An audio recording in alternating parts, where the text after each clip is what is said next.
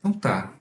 O objetivo, então, né, muito resumidamente, eu recomendo que depois vocês venham aqui e leiam isso com calma, né, mas é tentar instrumentalizar vocês para um uso diferenciado do computador, mas a produção de um sentido crítico relacionado ao projeto de arquitetura, tá? Então não é só uma aula de software, mas é uma aula de se pensar a arquitetura por meio dos recursos digitais. Tentar fazer vocês perceberem, né, esse deslocamento crítico, que o computador ele não é simplesmente uma ferramenta, né, de causa e efeito, mas ele é um ambiente de sensibilidade em que várias outras questões de ordem criativa, cognitiva, interativa se são, né, alojadas. Aperfeiçoar os conhecimentos sobre os processos de visualização, parte de enquadramento, profundidade, composição, o georreferenciamento, e a parte também de modelagem e configuração das informações paramétricas, né? Tratar bem sobre esse tema da arquitetura paramétrica, o BIM e o geoprocessamento, através dessas discussões teóricas apoiadas nos programas Revit e InfraWorks. E desenvolver em você essa habilidade de criar, manipular, editar arquivos de modelagem digital, né, em um nível intermediário, o que já é muito, né, considerando o grau de complexidade desses programas, né, entender interface, trabalhar com os mecanismos de visualização, né, configurar de templates, né, e por aí vai. Bom, a gente tem 3 unidades básicas de ensino aqui na nossa programação da disciplina, né? Uma etapa é a etapa de fundamentação, tá? Essa etapa, ela é plenamente assíncrona, né? E ela está relacionada a esse item aqui do AVA, que é o primeiro, né? Então, é todo o material textual, as apostilas e temas que estão, assim, ao redor das temáticas principais que a gente vai tratar e que o material que vocês precisam ler fora do horário que estiver aqui síncrono. Tá? Esse módulo, né, chamado de fundamentação, ele trata dos sistemas BIM, projeto paramétrico, né, então, fala sobre temas da computação, da fabricação digital, ele é extremamente ilustrado, assim, tem muitas informações colocadas em tópicas, e eu queria, inclusive, falar para vocês que eu acrescentei aqui essa apostila da arquitetura impressa em 3D, tá? Uma apostila nova que eu acabei de terminar de modelar com uma aluna minha de iniciação científica, tá? Então, ela é bem interessante, fala sobre impressão de casas em 3D, né? Usando a fabricação digital, tá? Então, legal mais um material aí depois para vocês poderem consultar, tá? Então, esse módulo é basicamente um módulo de estudo e leitura. Bom, então a gente vai dar início hoje ao módulo 1, que é o nosso workshop BIM e GIS. A gente conta aqui com a participação do Léo e da Jaqueline, né, que vão me ajudar nessa etapa. E a gente vai explorar as potencialidades do BIM, né, por meio do Revit, e do GIS, por meio do InfraWorks, num exercício que a gente vai trabalhar com massas conceituais e uma inserção dessas massas no território geográfico. Fora outras questões de ordem mais reflexiva que vão ser colocadas como uma maneira de a gente territorializar o uso desses recursos, né, direcionado a um propósito, e vocês vão saber qual logo em seguida que eu terminar aqui, né? Depois a gente tem a modelagem e fabricação do projeto de arquitetura, o módulo 2 que a gente vai trabalhar também com o BIM, e também na perspectiva de usar o InfraWorks para a gente modelar com um pouco mais de rigor, né, um projeto de arquitetura, e a partir daí inserir esse objeto arquitetônico, essa construção na cidade, né, por meio da visualização no ArcGIS, desculpa, no InfraWorks. Bom, em termos mais gerais, assim, a metodologia de trabalho usada aqui na matéria, né, eu denomino, assim, esse conceito chamado de ecologia de aprendizagem. Significa que não é um conhecimento dado só por nós, professores, né, mas é uma rede de informações que estão disponíveis para vocês correrem atrás e estudarem isso de forma assíncrona, né. E paralelo com isso, a gente tem as aulas expositivas aqui e temos os workshops que a gente também vai dar início, né? Então, há uma pasta específica lá no Dropbox, chamada Metodologia Ativa, e ela fala bastante desse conceito de ecologia de aprendizagem, que é uma forma de transmissão de conhecimento bem contemporânea e bem em diálogo assim com essa nossa situação atual de distanciamento, de isolamento e ao mesmo tempo assim de reaproximação por meio do universo digital, dos recursos eletrônicos e etc e tal, né, todas essas mídias, né?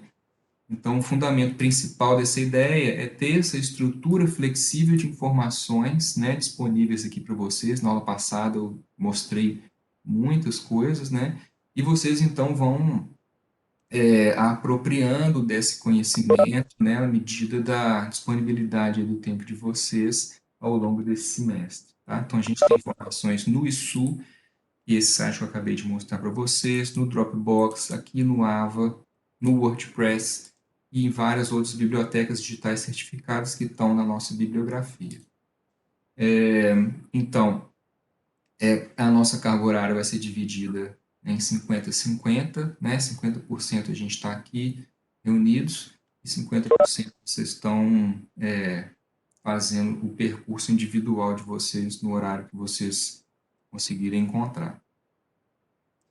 Os critérios de avaliação, assim, eles de alguma maneira, assim, não tem uma questão assim muito matemática. Ela vai muito da observação dessa interação entre nós feita por nós professores, né? Então, a gente observará, né, em vocês, por exemplo, o que a gente chama de desenvolvimento de competência, ou seja, o nível de habilidade que vocês adquiriram durante e após o término dos exercícios, né?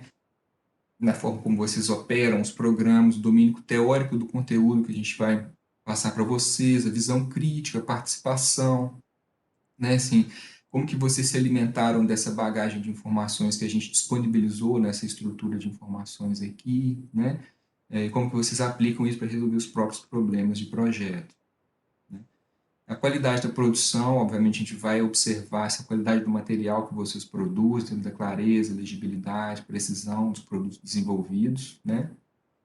Os arquivos digitais, maquetes, impressões, conteúdo textual, tudo que vocês produziram, os relatórios, a gente vai analisar a partir um pouco desses critérios, né, de qualidade, né? E também interação e participação, né? Então, por mais que a gente esteja aí fisicamente distantes, a gente está reunido aqui nesse universo digital e por meio dele a gente interage o tempo inteiro, tira dúvidas, participa das discussões, né?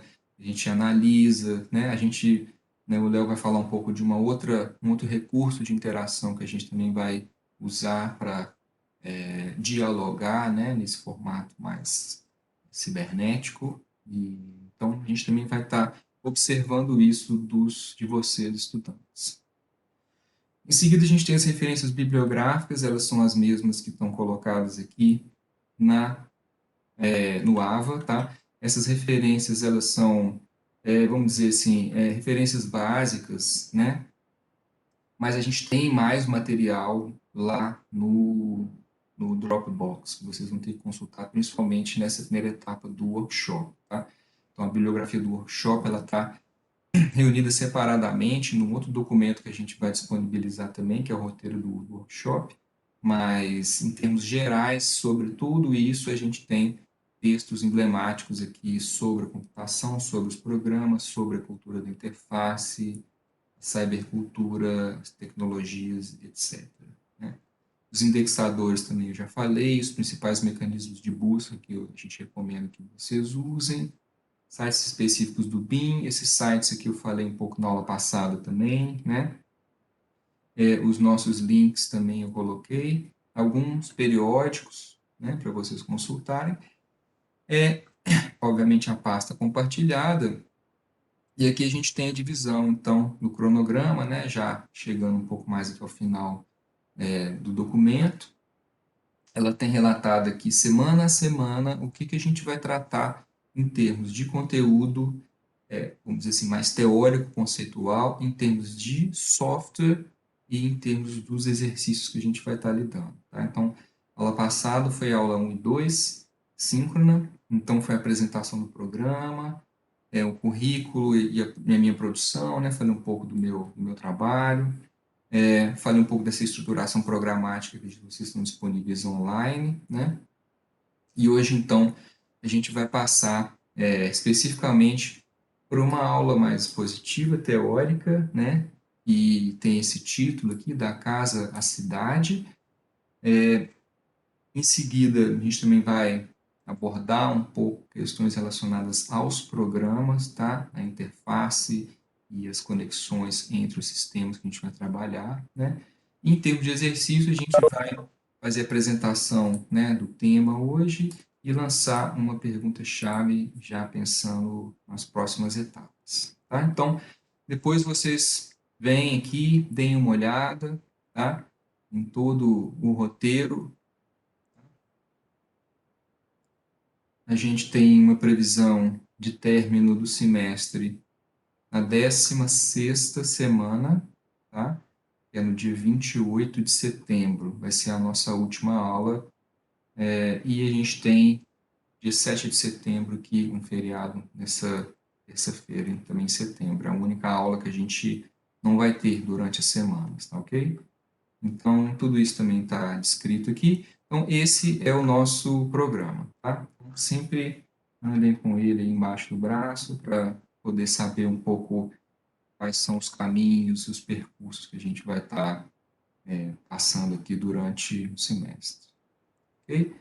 Alguém tem alguma dúvida, alguma pergunta aqui relacionada ao programa? Eu tenho. Estão me ouvindo? Estou ouvindo. Ei, boa tarde. A aula passada eu não consegui porque eu estava com problema de internet. Aí eu queria saber aonde foi disponibilizado, porque eu não sou da turma, né, de fato. E aí eu queria saber onde que tá esses documentos. Você já realizou sua matrícula? Já formalizou? Tá tudo certinho. É porque eu não sou desse período, eu quis dizer, né? Eu sou Rafael. Tá. Bom, tudo que a gente apresentou, né, aqui, né, principalmente na aula passada, está disponível no AVA, tá?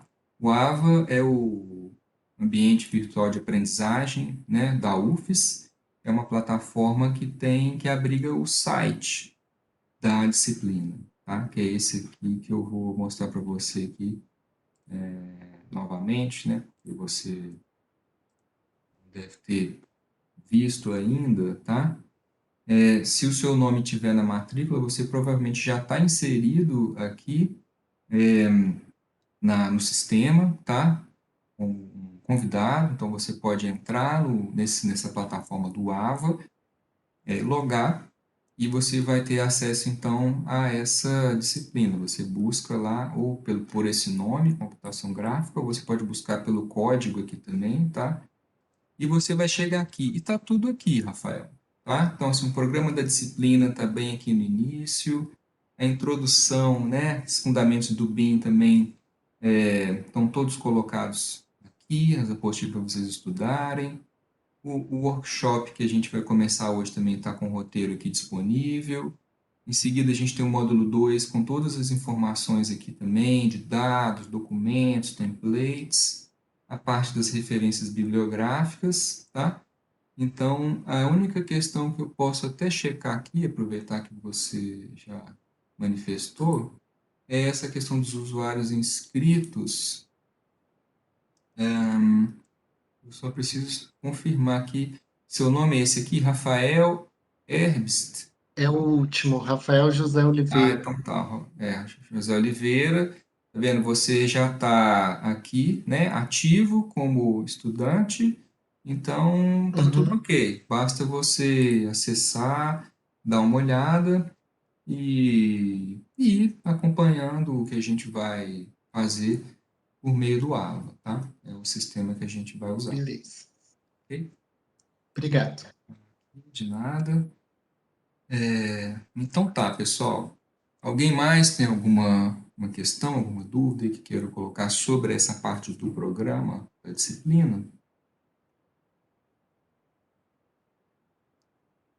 Bom, então eu vou passar a palavra aqui para o Léo, e ele vai falar um pouco sobre o workshop e as questões que giram aí ao redor da nossa programação desse nosso primeiro exercício, ok? E a gente vai ficar por aqui também acompanhando, comentando, tá? Então, você pode ficar à vontade aí para... Beleza, obrigado, Bruno. Ei, pessoal, boa tarde. Não tinha falado, né? Só pelo chat. Eu vou falar um pouquinho para vocês sobre esse cronograma aqui do workshop. Não o cronograma, mas o intuito desse workshop, que ele vai começar agora, né? Hoje, e aí a gente vai levar ele até a última semana de julho. Eu vou compartilhar com vocês a tela.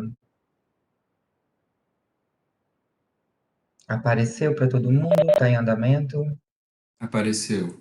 Apareceu sim. Show. Bem, o workshop, como eu falei, ele começa hoje e ele vai até a última terça-feira do mês de julho, então a gente tem mais ou menos um mês e uma semana para a gente dar andamento a esse workshop.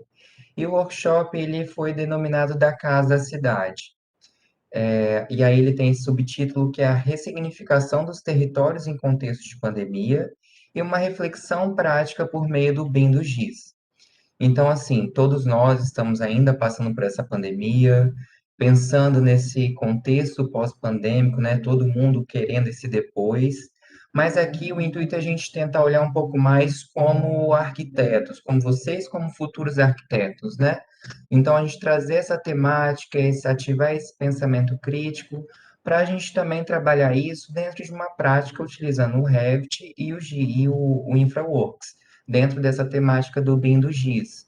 Então, os objetivos desse workshop são basicamente tentar compreender essa inserção da arquitetura e do urbanismo nesses meios digitais, explorar e analisar as diferentes formas de representação do território e essa sensibilidade, né, do nosso corpo, do nosso pensamento como arquitetos, aplicada à temática do Covid, a gente ter essa noção desse processo cognitivo quando a gente fala entre o mundo real, o virtual, ativar o pensamento crítico, né? A gente enquanto academia, a gente enquanto futuros arquitetos, vocês como futuros arquitetos, nessa questão de produtores do espaço, produtores da arquitetura, produtores da cidade, explorar as potencialidades do BIM. Então, a disciplina ela tem essa parte do Revit muito voltada, vocês vão ter isso no módulo 2 também, mas aqui, como a maioria de vocês já tem essa experiência com o SketchUp,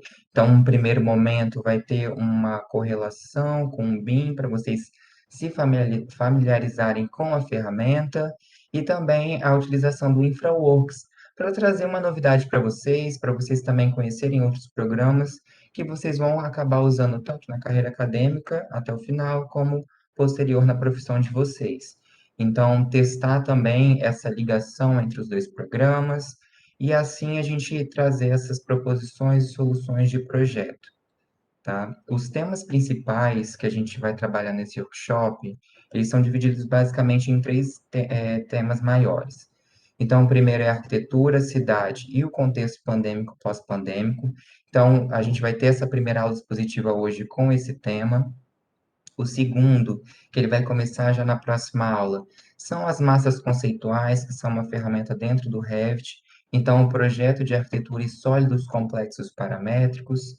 E o terceiro é entre a casa e a cidade, é essa experimentação entre o BIM e o GIS. Então, as metodologias aplicadas aqui no workshop vão ter as aulas expositivas, teóricas, conceituais, a gente vai ter as aulas práticas de software de Revit e InfraWorks, tanto de forma síncrona, então a gente traz aqui, a gente experimenta junto, e depois vocês levam isso e continuam experimentando de forma síncrona. A gente tem orientações síncronas individuais e coletivas, então naquele cronograma que o Bruno mostrou para vocês anteriormente, vocês vão ver que a gente vai ter dias de orientações, todo o material didático, ele vai estar disponível para vocês lá no Dropbox.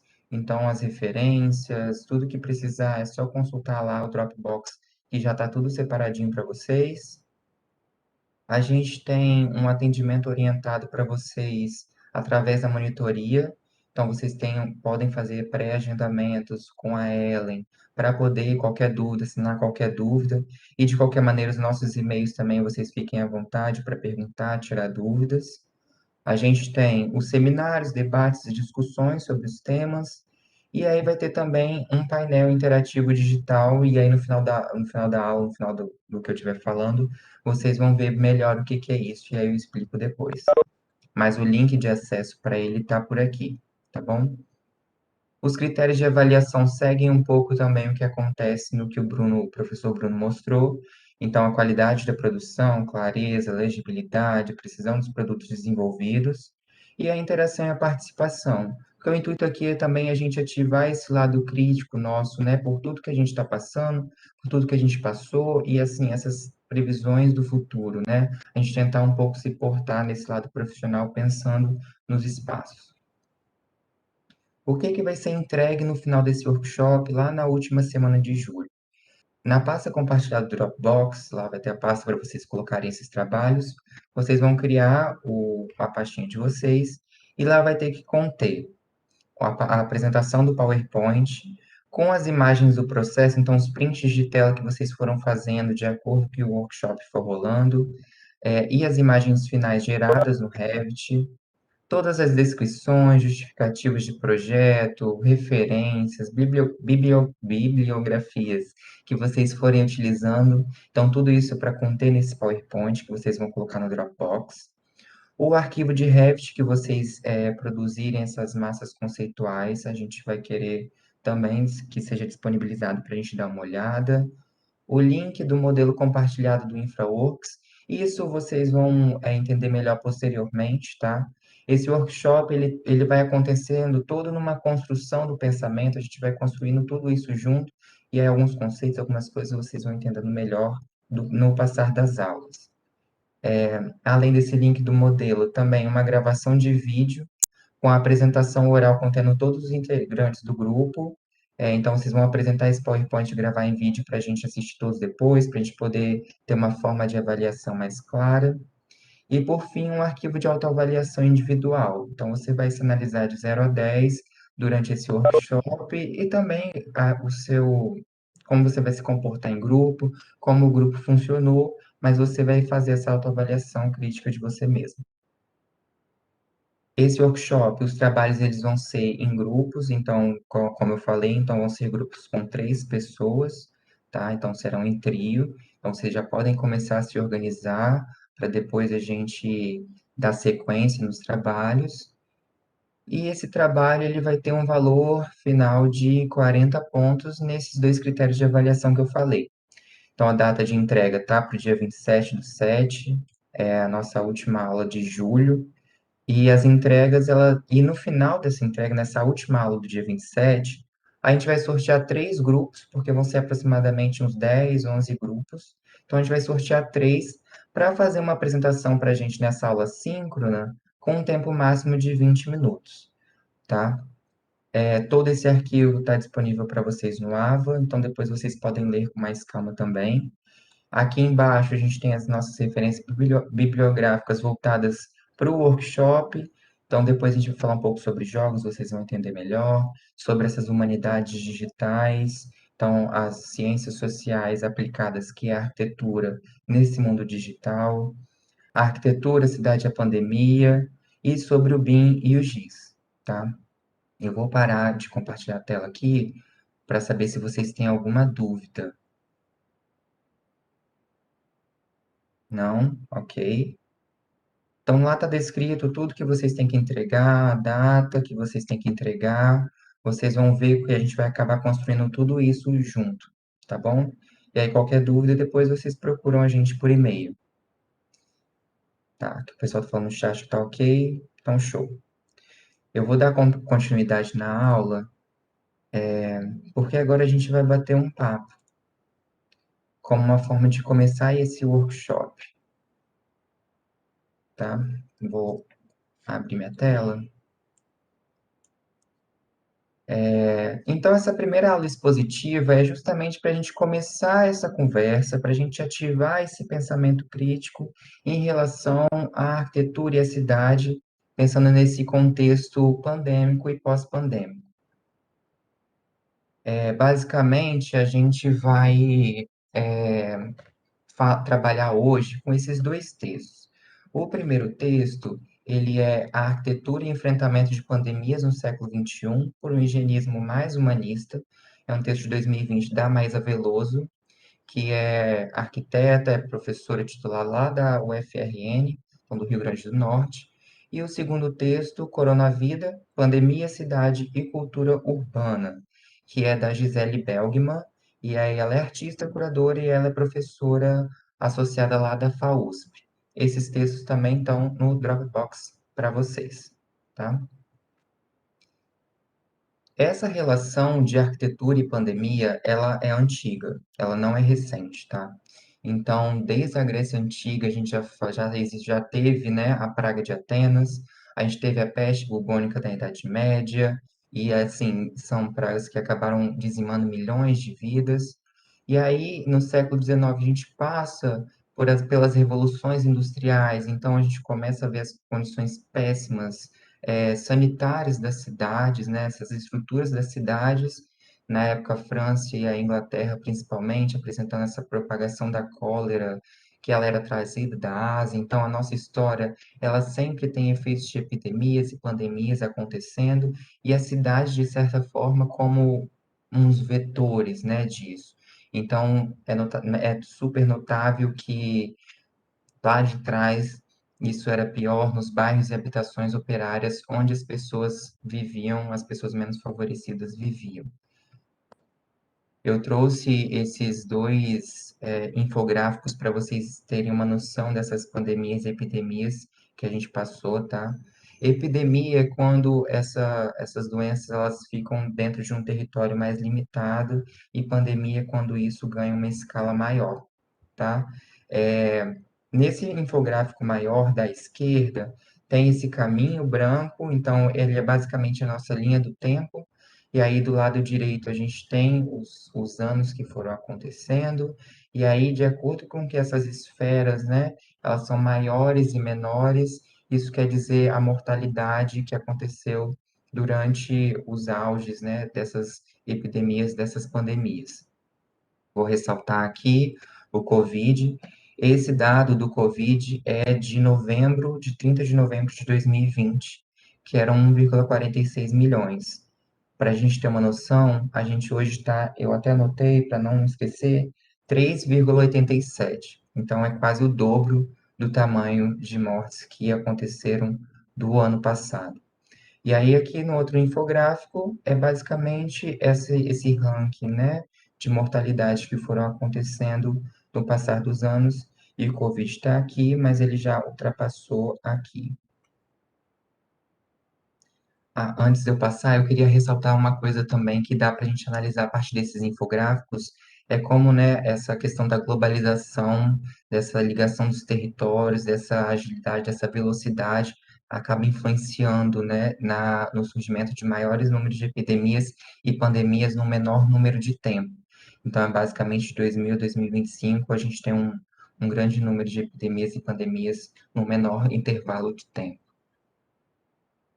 Basicamente, quando a gente começa a falar de arquitetura, e é isso é a que a Maísa Veloso vai falar, é que ela levou um certo tempo para dar respostas a essas novas necessidades que iam se portando de acordo com as epidemias e as pandemias. E aí ela vai falar que na virada do século XX, a gente começa, né, a Revolução Industrial, século XIX, e na virada para o século XX, a gente começa a falar sobre como a arquitetura pode influenciar no combate dessas pandemias.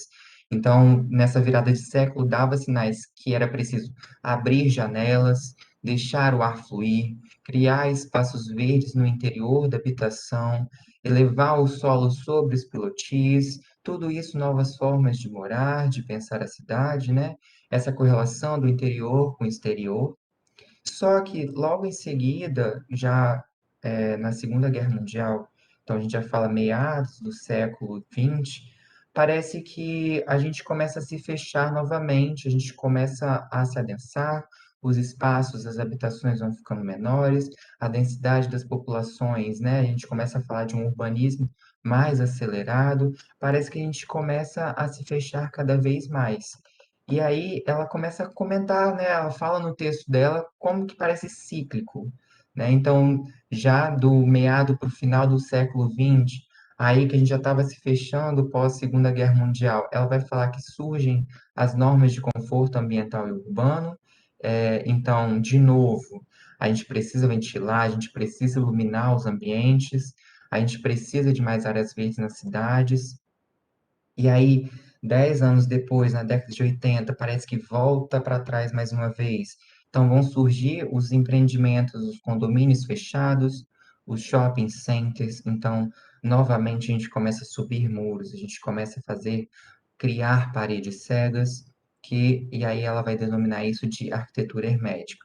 Então, parece que é cíclico, né? A gente sempre vai fechando, abrindo, novos conceitos vão surgindo, fecha de novo. Então, é sempre, ela vai comentando desse ciclo que vai acontecendo. Essa é uma imagem do BH Shopping, em 1980, só para representar essa arquitetura hermética, né? Então, essa fachada que se empena, cega, então ela fecha as pessoas, né?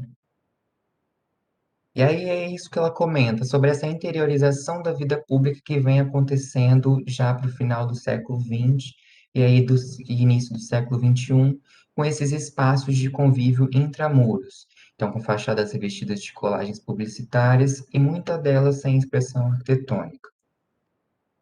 E nesse ciclo, ela vai falar que, infelizmente, periodicamente, a história ela parece sempre se repetir, né? E tudo isso, esses fechamentos, vão influenciando de certa forma na pandemia, na epidemia, porque é justamente nesse ambiente social que a gente vai acontecendo essa troca, né? E para ela, nesse texto da Maisa Veloso, ela vai falar que existem três pontos principais que a gente tem que levar em consideração enquanto arquitetos, futuros arquitetos e profissionais, para a gente começar a pensar, né, melhor as nossas cidades, melhor as nossas arquiteturas. Então, o primeiro é aprender com a história, já que é sempre muito cíclico, né? A gente consegue tirar proveito da história, ver o que funciona, o que não funciona, o que levar à frente. Então, ela vai falando que o ideal é a gente aprender com esses momentos para repetir ou não. Um segundo ponto que ela fala é reconectar e reaprender com a natureza. A natureza ela tem um poder de regeneração muito grande, né? E essa coisa da ventilação natural, da iluminação natural. Então, aprender com a natureza e tirar proveito disso. A gente traz até questões aqui, por exemplo, a biomimética, então esse bios, né, aprender essa mímese da natureza, então a gente trazer para a arquitetura, aprender com a natureza enquanto produção de arquitetura, aí a gente começa já a falar num contexto mais contemporâneo, né? Para exemplificar um pouco isso, só para mostrar como essa natureza ela se regenera, eu acho que todo mundo, Twitter, isso rolou no Twitter, rolou nos jornais, então os canais de Veneza na Itália, logo o primeiro lockdown em 2020, como que essa biota ela teve o poder de regenerar esses canais, né? São canais que têm uma atividade turística muito constante, muito intensa, e quando isso foi cessado, esses canais tiveram esse poder de se regenerar, então os animais começaram a voltar, então foi meio surpreendente, né, para a nossa geração ver isso de novo. E o que estava acontecendo há muitos anos que a gente não via. Mas, ao mesmo tempo, o Covid, a pandemia, ela trouxe um aumento do lixo doméstico, porque as pessoas ficaram mais em casa, principalmente o aumento do lixo hospitalar. E a resposta disso? O que que a gente vai começar a ver daqui para frente, daqui a 10 anos? A gente ainda vai ver os efeitos disso nas nossas cidades, nas nossas praias, nos nossos ambientes naturais e construídos, né? Então, a gente tem que começar a pensar também, repensar, né, nessas questões. E o terceiro ponto que a Maísa Veloso ela vai trazer é aprender com os outros. Ela fala que a surdez indiferente e o não diálogo têm se mostrado historicamente desastrosos. Então, a pandemia ela veio para a gente ter uma sensibilidade com a gente aprender um pouco mais conosco, né, com nós mesmos, mas ela vai falar que a gente precisa ter um pouco mais de empatia com o próximo, quando a gente fala de profissionais de arquitetura, a gente faz arquitetura para as pessoas, né? A gente produz esses espaços. Então, a gente precisa voltar a aprender com os outros, tirar um pouco o fone de ouvido para a gente conseguir ouvir mais. Ela até vai falar isso no texto dela. E aí ela traz um terceiro, e eu acho que é mais ou menos o que ela vai fechar o texto, é que são como as formas que nos relacionamos com os espaços. A pandemia ela veio fazer uma releitura disso, amplificar algumas coisas, mas também reduzir outras. E aí, quando a gente fala de espaço, a gente fala tanto do uso individual familiar e do espaço de convívio coletivo. No espaço de uso individual familiar, a arquitetura ela precisou incorporar funções antes exercidas em outros espaços. Então, as casas elas viraram local de trabalho, às vezes trabalhos intermitentes no final de semana, elas viraram local de estudo, igual a gente está tendo aqui agora, elas viraram local de lazer, elas viraram local também de exercícios físicos. Então, ela teve que incorporar funções que talvez elas antes não haviam nela. As dimensões precisaram ser revistas por conta disso. Então, espaços mais ventilados, espaços maiores, espaços menores, o que que na minha casa funciona, o que que não funciona nesses espaços. O programa de moradia das habitações, ele acabou também tendo que ser adaptado, né? Então, foi a ascensão do home office, então, esse espaço de trabalho precisou de um espaço de trabalho confortável, espaço de estudo confortável, esse espaço de transição entre o interior e o exterior, onde eu tinha que deixar, eu ainda tenho, né, que deixar os meus sapatos, eu tenho que higienizar minhas mãos. Então, até existem alguns designers de interiores que estão trazendo os lavabos para a entrada de casa, esses espaços para higienização e revalorização das aberturas. Eu acho que as janelas, elas são uma representação desse momento pandêmico, né? As janelas virtuais ou as janelas também físicas. Então, para exemplificar, muitas das vezes esse home office ele vai para um lugar improvisado, um lugar sem estrutura, né? Esse espaço de estudo. Às vezes a pessoa tem que ficar deitada na cama assistindo, às vezes a pessoa tem que ficar na mesa de jantar, numa cadeira desconfortável, e ela vai passar um longo período do tempo dela ali. Esse espaço de transição entre o interior e o exterior, o segundo texto, né, na verdade é um terceiro texto que ele vai se apresentar depois, numa próxima aula, mas ele já fala desse Genkan, que é um termo japonês para esse hall de entrada das casas tradicionais japonesas, onde eles deixam os sapatos. Então, esse espaço de transição que pode ser pensado nessa adaptação do programa das próximas, né, dos próximos projetos de arquitetura. E aí ela também vai falar, a Maísa Veloso, ela vai falar que, dentre tudo isso, e para quem não tem moradia permanente, né? E para quem mora nas ruas, o que que muda? Qual é o pensamento que a gente precisa ter, mais uma vez, a gente precisa trazer no nosso discurso de arquitetura enquanto produtores do espaço social, né? E aí foi uma outra notícia que rolou muito no Twitter e nos jornais, que foram em São Paulo, foram instalados embaixo dos viadutos da Zona Leste. Essas pedras para não deixar que os moradores eles ficassem ali, não dormissem, não tivesse esse teto sobre suas cabeças, né? Então é um tipo de coisa hostil, justamente quando é o momento de a gente ter maior empatia pelas pessoas. E aí o padre Júlio Lancelotti, né, ele vai quebrar essas pedras amarretadas como uma forma de falar, não, calma, não é assim que funciona, não. A gente não é por esse caminho que a gente tem que seguir, né?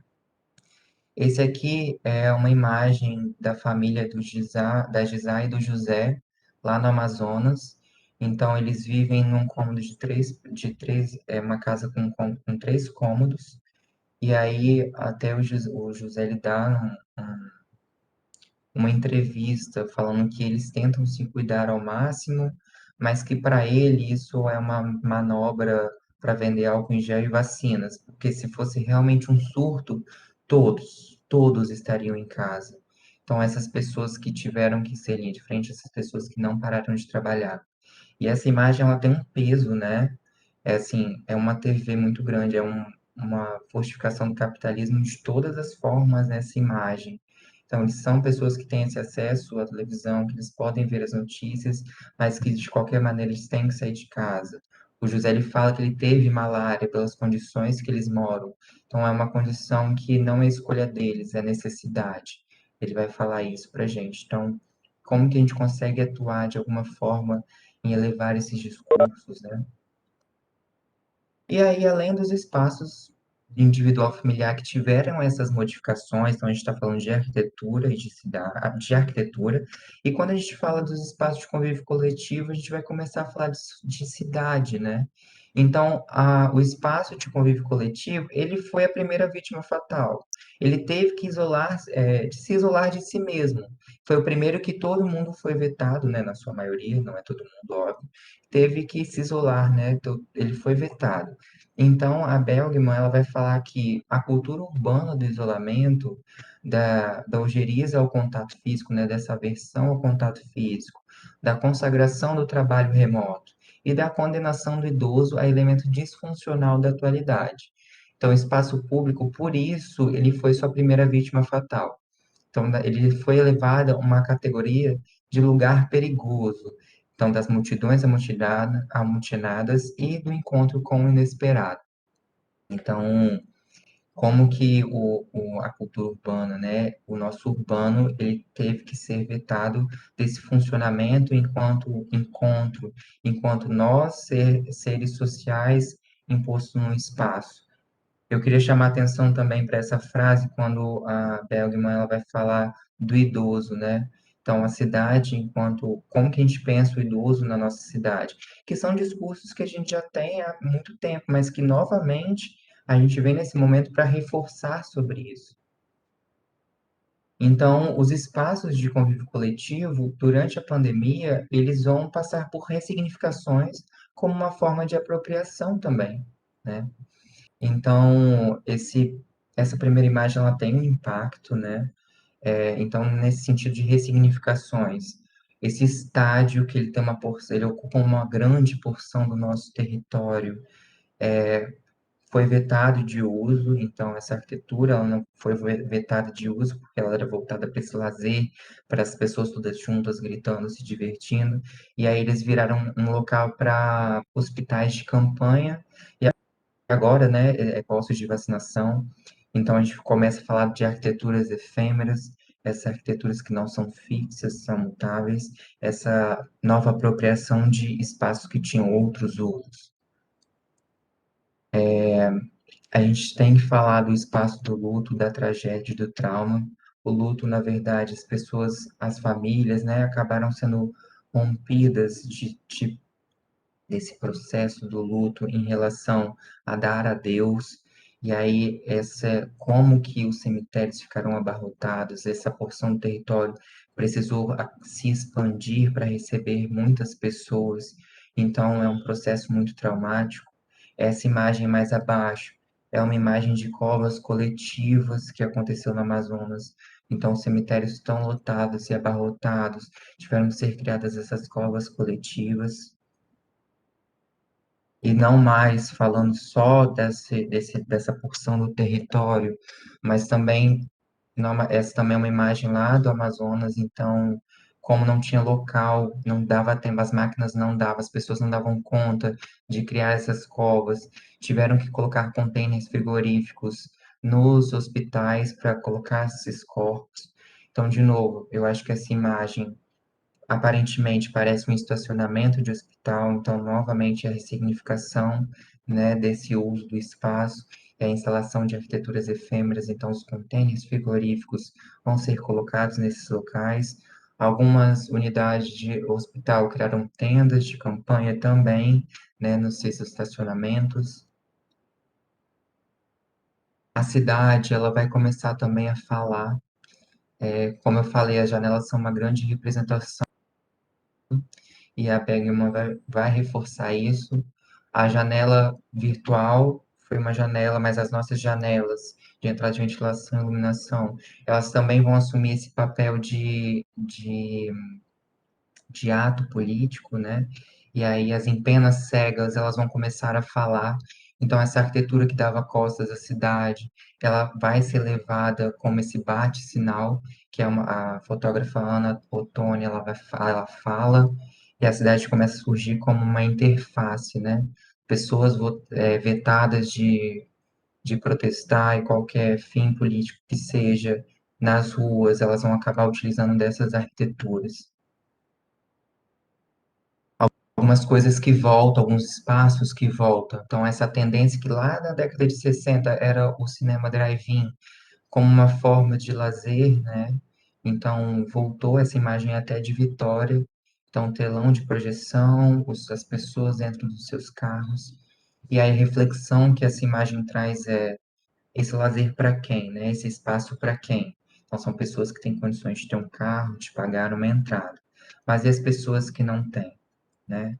Então, um exemplo disso são os terminais rodoviários que continuaram lotados, uma grande parcela da população que continua tendo que usar esses espaços.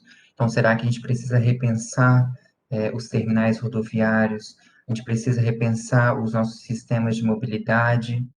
Um exemplo, a França, depois da pandemia, de novo, esses discursos que temos que colocar mais ciclovias. A França agora está com um projeto de lei para ampliar as ciclovias, justamente para mobilizar essa utilização de um transporte que não aglomere tantas pessoas, os ônibus lotados, pessoas com máscaras, mas pessoas que abaixam as suas máscaras, né? Então, de novo, o lado da empatia tem que surgir.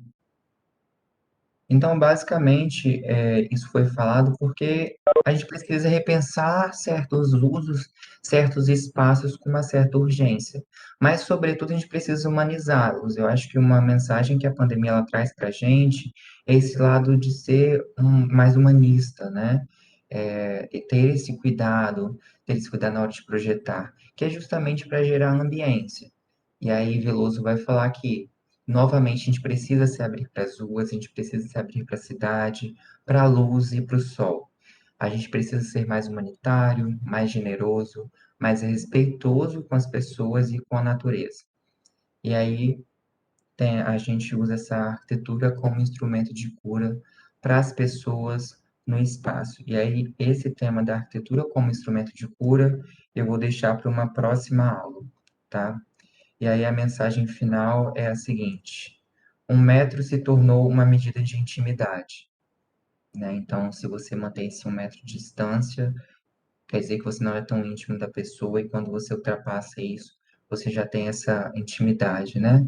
E aí, o que que é arquitetura, o que que a gente, enquanto projetista, vai fazer daqui para frente, pensando, né, pós-pandemia, as pessoas vacinadas, como que a gente vai fazer para as pessoas reaprenderem a utilizar as cidades, né? Como que o território, esse sentido de território, de seres sociais pode ser reestabelecido, porque tudo isso foi um processo muito traumático. Então, como que a gente vai reaprender, né, a abraçar as pessoas novamente? Como que a gente vai ter isso com segurança e como que isso é transformado em arquitetura? Vou fechar por aqui. Essas são as referências principais que estão lá no Dropbox para vocês. Mas aqui nessa apresentação que a gente também vai disponibilizar para vocês, tem os links das imagens, das notícias. Então, se vocês quiserem dar uma olhada depois, né, fiquem à vontade para ler um pouquinho mais. Tá bom, eu vou parar o compartilhamento. Bruno, você quer completar alguma coisa? Jaque também, vocês querem falar um pouquinho? Oi, Léo. Então, obrigado aí pela apresentação, assim, eu acho que realmente, assim, a gente toca em um ponto central, assim, do pensamento hoje, de onde a gente não pode se isentar, né? Então, eu acho que tudo isso que você traz, assim, de uma forma, assim, muito rica, né, e muito sensível, ela é certamente, assim, tema para, né, muitos pesquisadores, muitos profissionais, muitos estudantes, né? todo mundo envolvido, assim, nessa causa, assim, um problema, assim, pessoal, assim. E Eu você, acho que o intuito aqui, pessoal, é também a disciplina ela é muito voltada para o uso dessas ferramentas digitais, né? Mas o intuito do workshop é a gente trazer essas ferramentas digitais tendo um lado sensível. Às vezes a gente fica muito preso, né, a modelar e a desenhar, mas a gente precisa também levar em consideração que a gente faz isso para outras pessoas, então ter essa empatia, essa sensibilidade, né? com certeza, é um pouco assim, meio não o como se projeta, né, que a gente está muito associado, assim, quando a gente fala um pouco sobre software e hardware, mas é o porquê se projeta, né, então, qual o sentido, né, daquilo que a gente está projetando, qual o significado e que as nossas decisões projetuais têm para a sociedade como um todo, né? Mesmo se a gente faça um projeto pequenininho, um projeto enorme, de qualquer maneira, assim, o nosso gesto projetual vai ter o impacto, assim, na vida do outro, né? Então, eu acho que esse momento realmente é um momento da gente refletir muito sobre o papel do outro, e eu acho que a sua apresentação ela mostra muito isso, assim, né? Uma, um olhar assim, meio dedicado ao usuário, né? Ao usuário da cidade, ao usuário da casa. E eu também achei que os textos são textos assim muito ricos assim em termos da reflexão sobre a cidade, né? E a gente não pode assim deixar, né, passar que a gente vive realmente uma crise de sentido no habitar contemporâneo, né? E a arquitetura está diretamente envolvido nisso, né? Até a Gisele fala aqui de um programa na televisão, que era um programa antigo, que chamava Tem Alguém em Casa? Então, assim, sim, né? Praticamente todo mundo, né? Então, eu acho que essa condição alterada, né, do espaço e da casa até a cidade, realmente ela vai nos demandar, assim, uma nova sensibilidade. Eu acho que a proposta do workshop é abrir espaço para que isso possa acontecer de uma maneira assim muito experimental, né? Porque a gente realmente não tem ainda muitas certezas no que fazer, mas a gente sabe por que que a gente tem que fazer, né? Então, eu acho muito legal assim essa maneira de olhar para esse problema, né? De uma maneira assim muito paradoxal, principalmente nós, né, arquitetos. Então, por um lado, nós somos aqueles que estamos aí sofrendo na pele essa situação. E por outro lado, nós somos aqueles também responsáveis um pouco por melhorar essa condição, oferecendo assim espacialidades novas para as pessoas, para a cidade, né, para as famílias, né? Então, essa questão de estar em casa também assim é, cria uma espécie de uma crise assim individual, né? Porque na verdade a casa ela não é um espaço sempre individual, a casa também é um espaço coletivo, né? Em muitos casos, né? As pessoas convivem juntas. Então, assim, a gente tem no mínimo três espacialidades aí sobre as quais se dedicar, né? O espaço nosso, o espaço da nossa família e o espaço da cidade, né? E eu acho que entre elas existem outras várias gradações de espacialidades que a gente precisa também voltar a aprender, assim, como lidar com isso, né? Essa transformação de um metro, né? Uma medida, assim, quase que de relação social, né? Então, mais afastado, mais próximo, antes mais próximo, tudo bem, hoje mais próximo já cria um mal-estar, assim, né? Então, acho que a gente está vivendo muito esse mal-estar, e aí acho que o trabalho vai muito para a gente poder quase que fazer uma espécie, assim, de ah, explorar, assim, essa questão de uma maneira arquitetônica, né?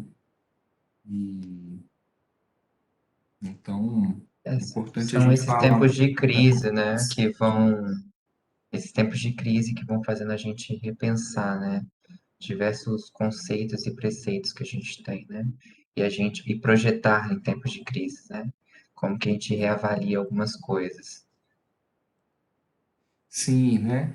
E outra coisa também que eu acho que o texto, né, esse casa cidade pandemia fala, é essa questão muito assim da precariedade, né, dos encontros, né?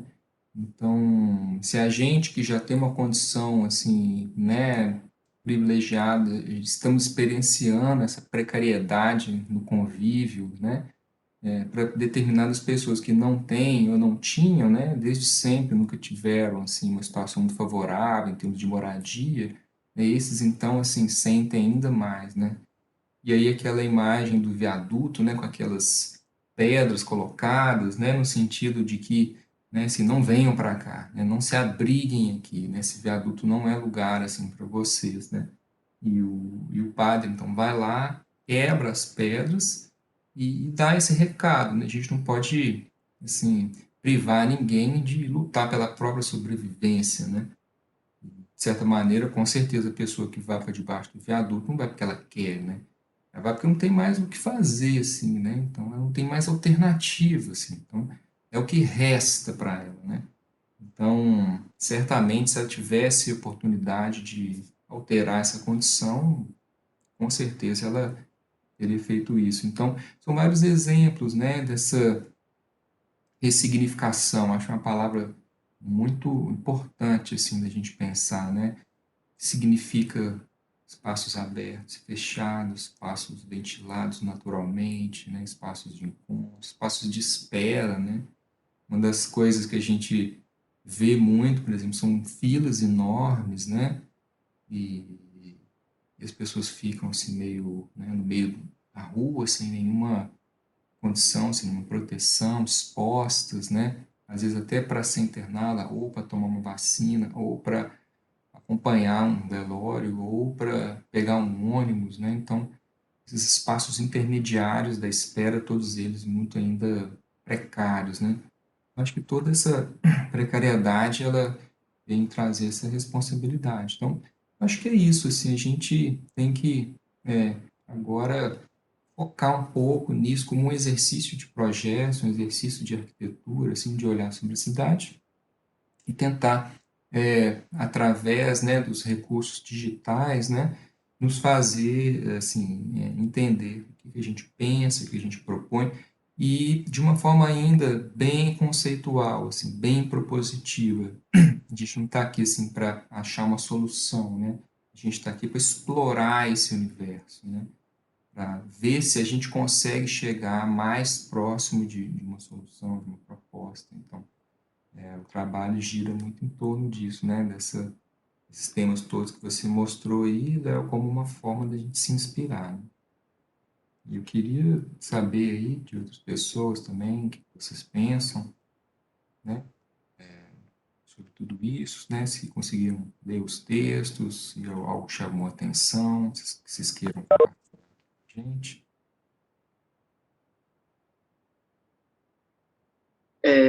Boa tarde. Primeiramente, pode falar, professor?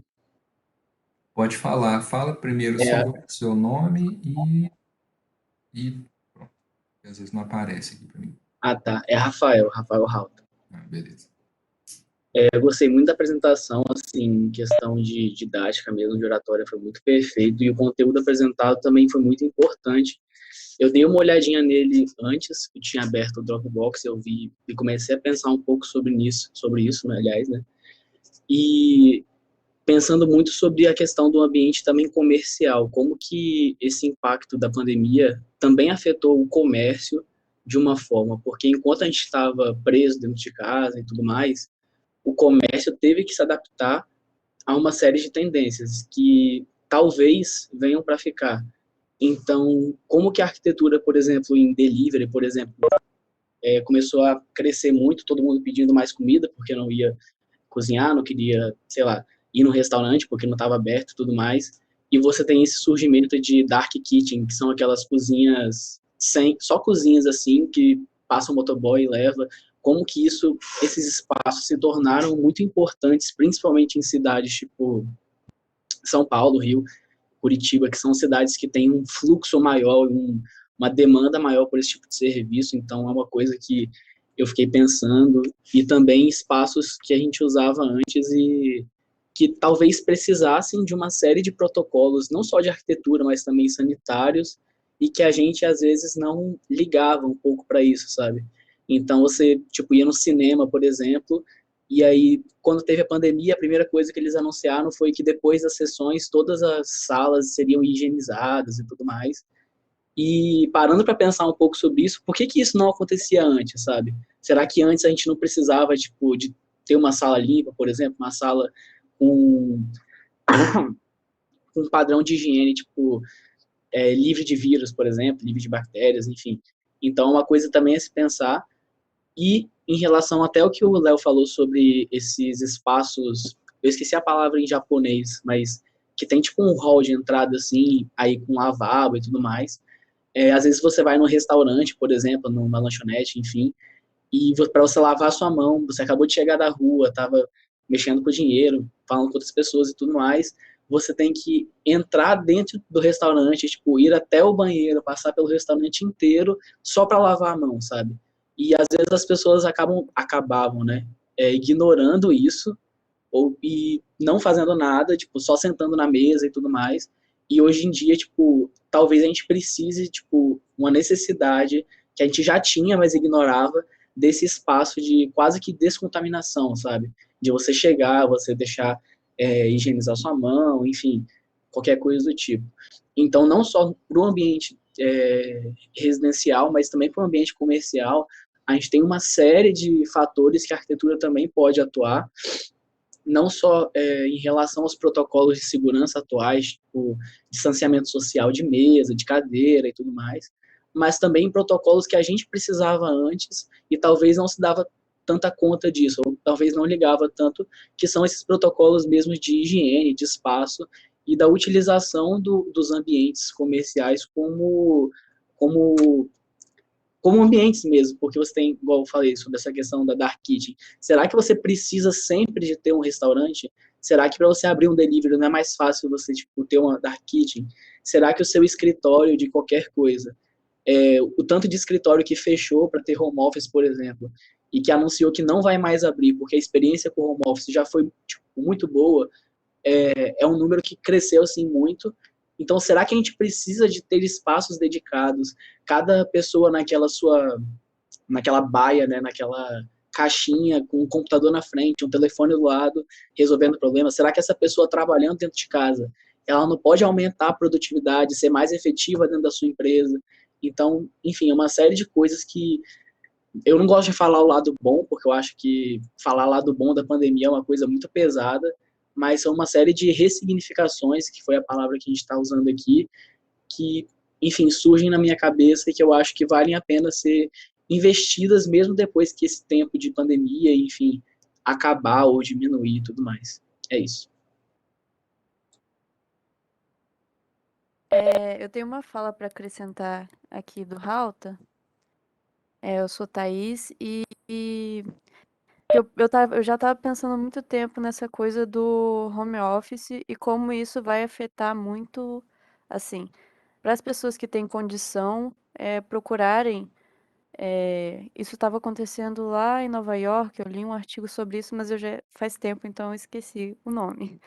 Mas é sobre a movimentação das pessoas para o interior para investir numa casa que tenha mais, assim, mais acesso à natureza, que seja mais tranquila, menos corriqueira da cidade.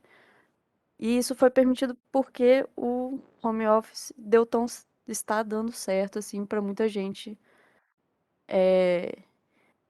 Porque com todo o desgastes que você tem para ir para a empresa, se locomover, o trânsito, o transporte público, isso vai afetar tudo, assim, se essa tendência continuar a crescer de adotar essas medidas.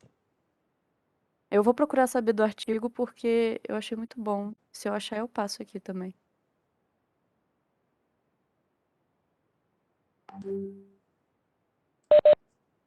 Eu queria falar também, Alice, não sei se Fique à estão me escutando. vontade.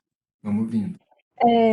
Eu concordo e discordo ao mesmo tempo da fala do Rauta, quando ele vai falar sobre essa questão de como é que as pessoas estão já mudando e, tipo, modificando do trabalho presencial para o home office.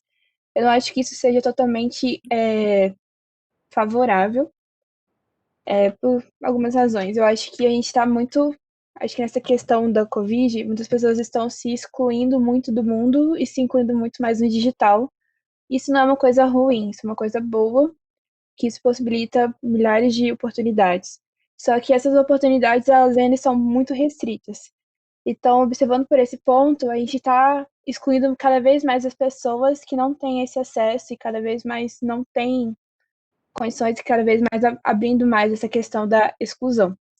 Então, quando a gente vai falando sobre essa questão do home office, eu vejo muitas pessoas que eu conheço que têm acesso, que conseguem, e eu vejo pessoas que não conseguem, que estão o dia inteiro trabalhando direto, pegando ônibus, indo para esses locais que estão contaminados, que por mais que fala que tem essa questão da segurança, estão contaminados, que a gente não consegue ter essa segurança.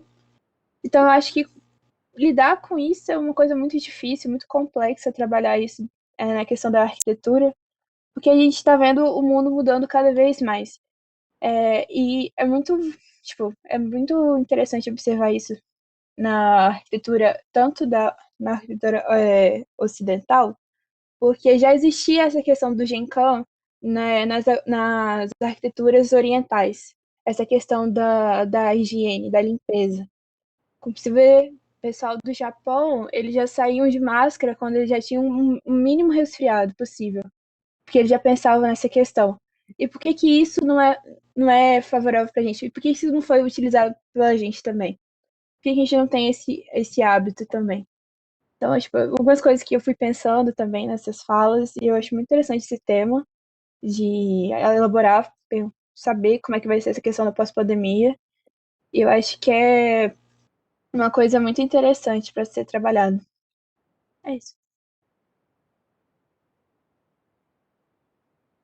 Mas eu achei curioso também que da questão do Japão, parecia que eles eram super preparados para lidar com a pandemia, por terem esse costume cultural de sair de máscara quando tiver gripado e tudo mais, e refletir na realidade que está acontecendo, que eles estão bem atrás em várias questões de vacinação, enfim. Só um parênteses assim que eu achei interessante. E também, inclusive, o que eu falei é também para as pessoas que têm condição, né? Eu sei que isso é uma realidade, tipo, de muita pouca gente de ter essa condição de sair da cidade para continuar o home office em casa, assim, mas é uma questão a se pensar também, né? Só para dar uma réplica, enfim, a isso que a Alice falou, que eu concordo também, realmente é uma questão que varia de acordo até mesmo com o seu emprego, com a classe social, enfim, várias coisas, porque todos os empregos, nem todo emprego, aliás, tem essa possibilidade de ter um home office, enfim, e isso entra um pouco do que o Leonardo apresentou sobre aquela família do Amazonas. Como é que uma pessoa que tem que sair de casa todo dia para trabalhar, de segunda a sexta, segunda a sábado, vai chegar, tipo, no sábado, no domingo, e vai querer, sei lá, jogar bola, assistir um filme, ir num restaurante, qualquer coisa, e aí ela não pode porque tá na pandemia, sabe? É uma coisa que é muito difícil para algumas pessoas entenderem, que ele tem que trabalhar de segunda a sexta, mas chega no sábado ele não pode, sei lá, tomar uma cerveja no bar porque tem pandemia. Tipo, a pandemia só acontece quando ele quer ter o lazer dele, sabe? Então, é uma questão que envolve também esse acesso ao emprego, e dentro do home office também tem essa questão de que o espaço doméstico, o espaço residencial, aliás, não doméstico, tá certo, ele tem que ser diferenciado do seu espaço de trabalho. O ideal é que seja assim, né?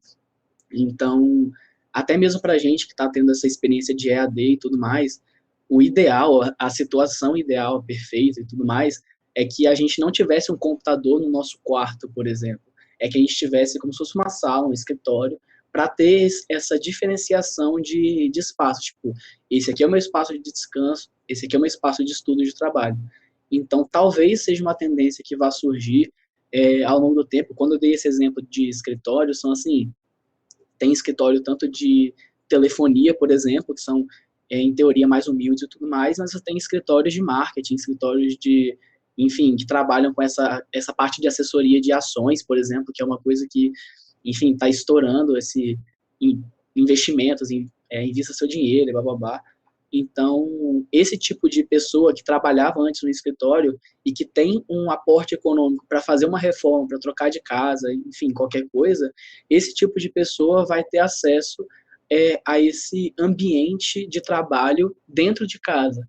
Então, ele consegue ter essa diferença de espaços dentro do mesmo espaço, né, dentro da mesma casa, o que gera menos conflito do que você ter o mesmo espaço para as duas coisas. Então, a gente que está aqui em EAD, por exemplo, acho que 99% tem um computador dentro do quarto, alguma coisa do tipo, e às vezes a gente tem esse conflito de, tipo, pô, ter que acordar, a minha cama tá aqui atrás, tipo, era para eu estar dormindo, só que eu tô na aula, e ao mesmo tempo que eu tô na aula, tipo, o meu celular tá aqui do lado, o meu PlayStation tá aqui do lado, e eu posso jogar, então gera esse tipo de conflito, por exemplo, mas quando a gente tem esses espaços dedicados, que é uma tendência, a gente tende a não ter esse tipo de conflito mais, ou diminuir, pelo menos, né, esse tipo de impasse.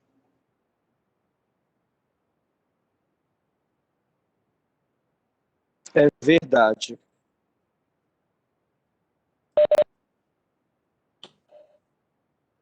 Vocês estão me escutando? Quem é que está falando agora? Sim, sim. Então, mudando um pouquinho o eixo da conversa, eu achei interessante aquela parte lá dos triângulos que o padre quebrou.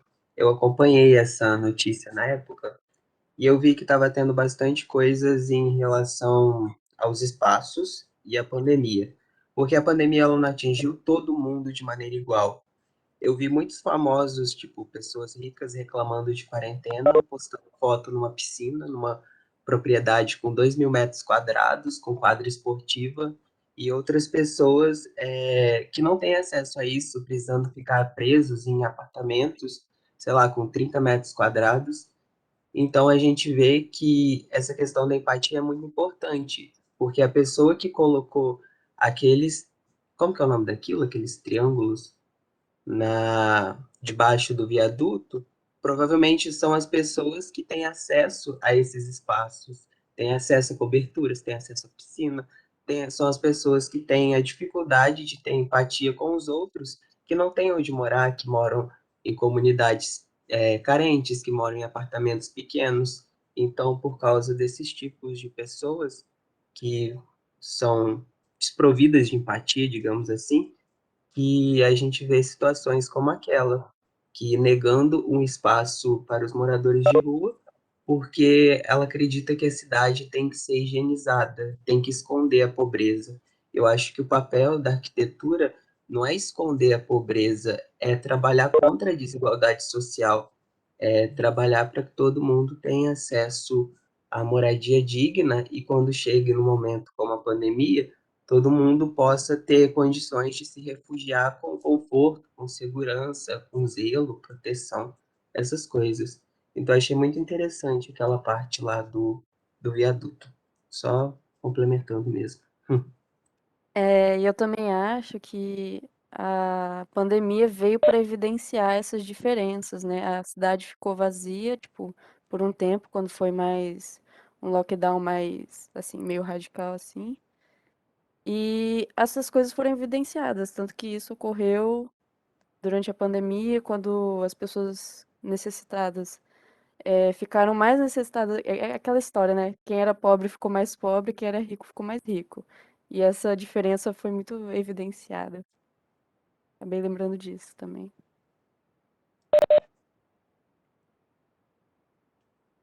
Acho super interessante, assim, todos os depoimentos aí que vocês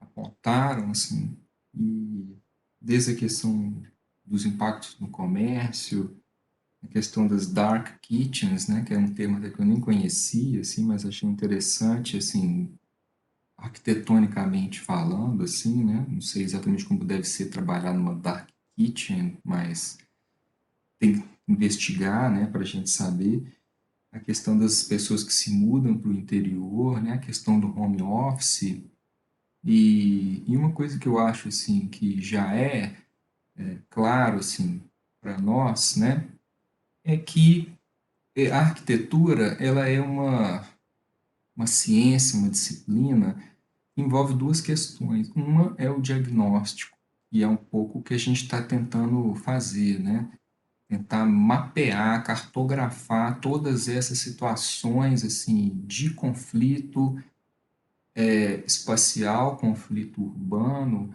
né, questões de conflitos até além da nossa disciplina, que são conflitos sociais, conflitos políticos, conflitos, né, econômicos, né?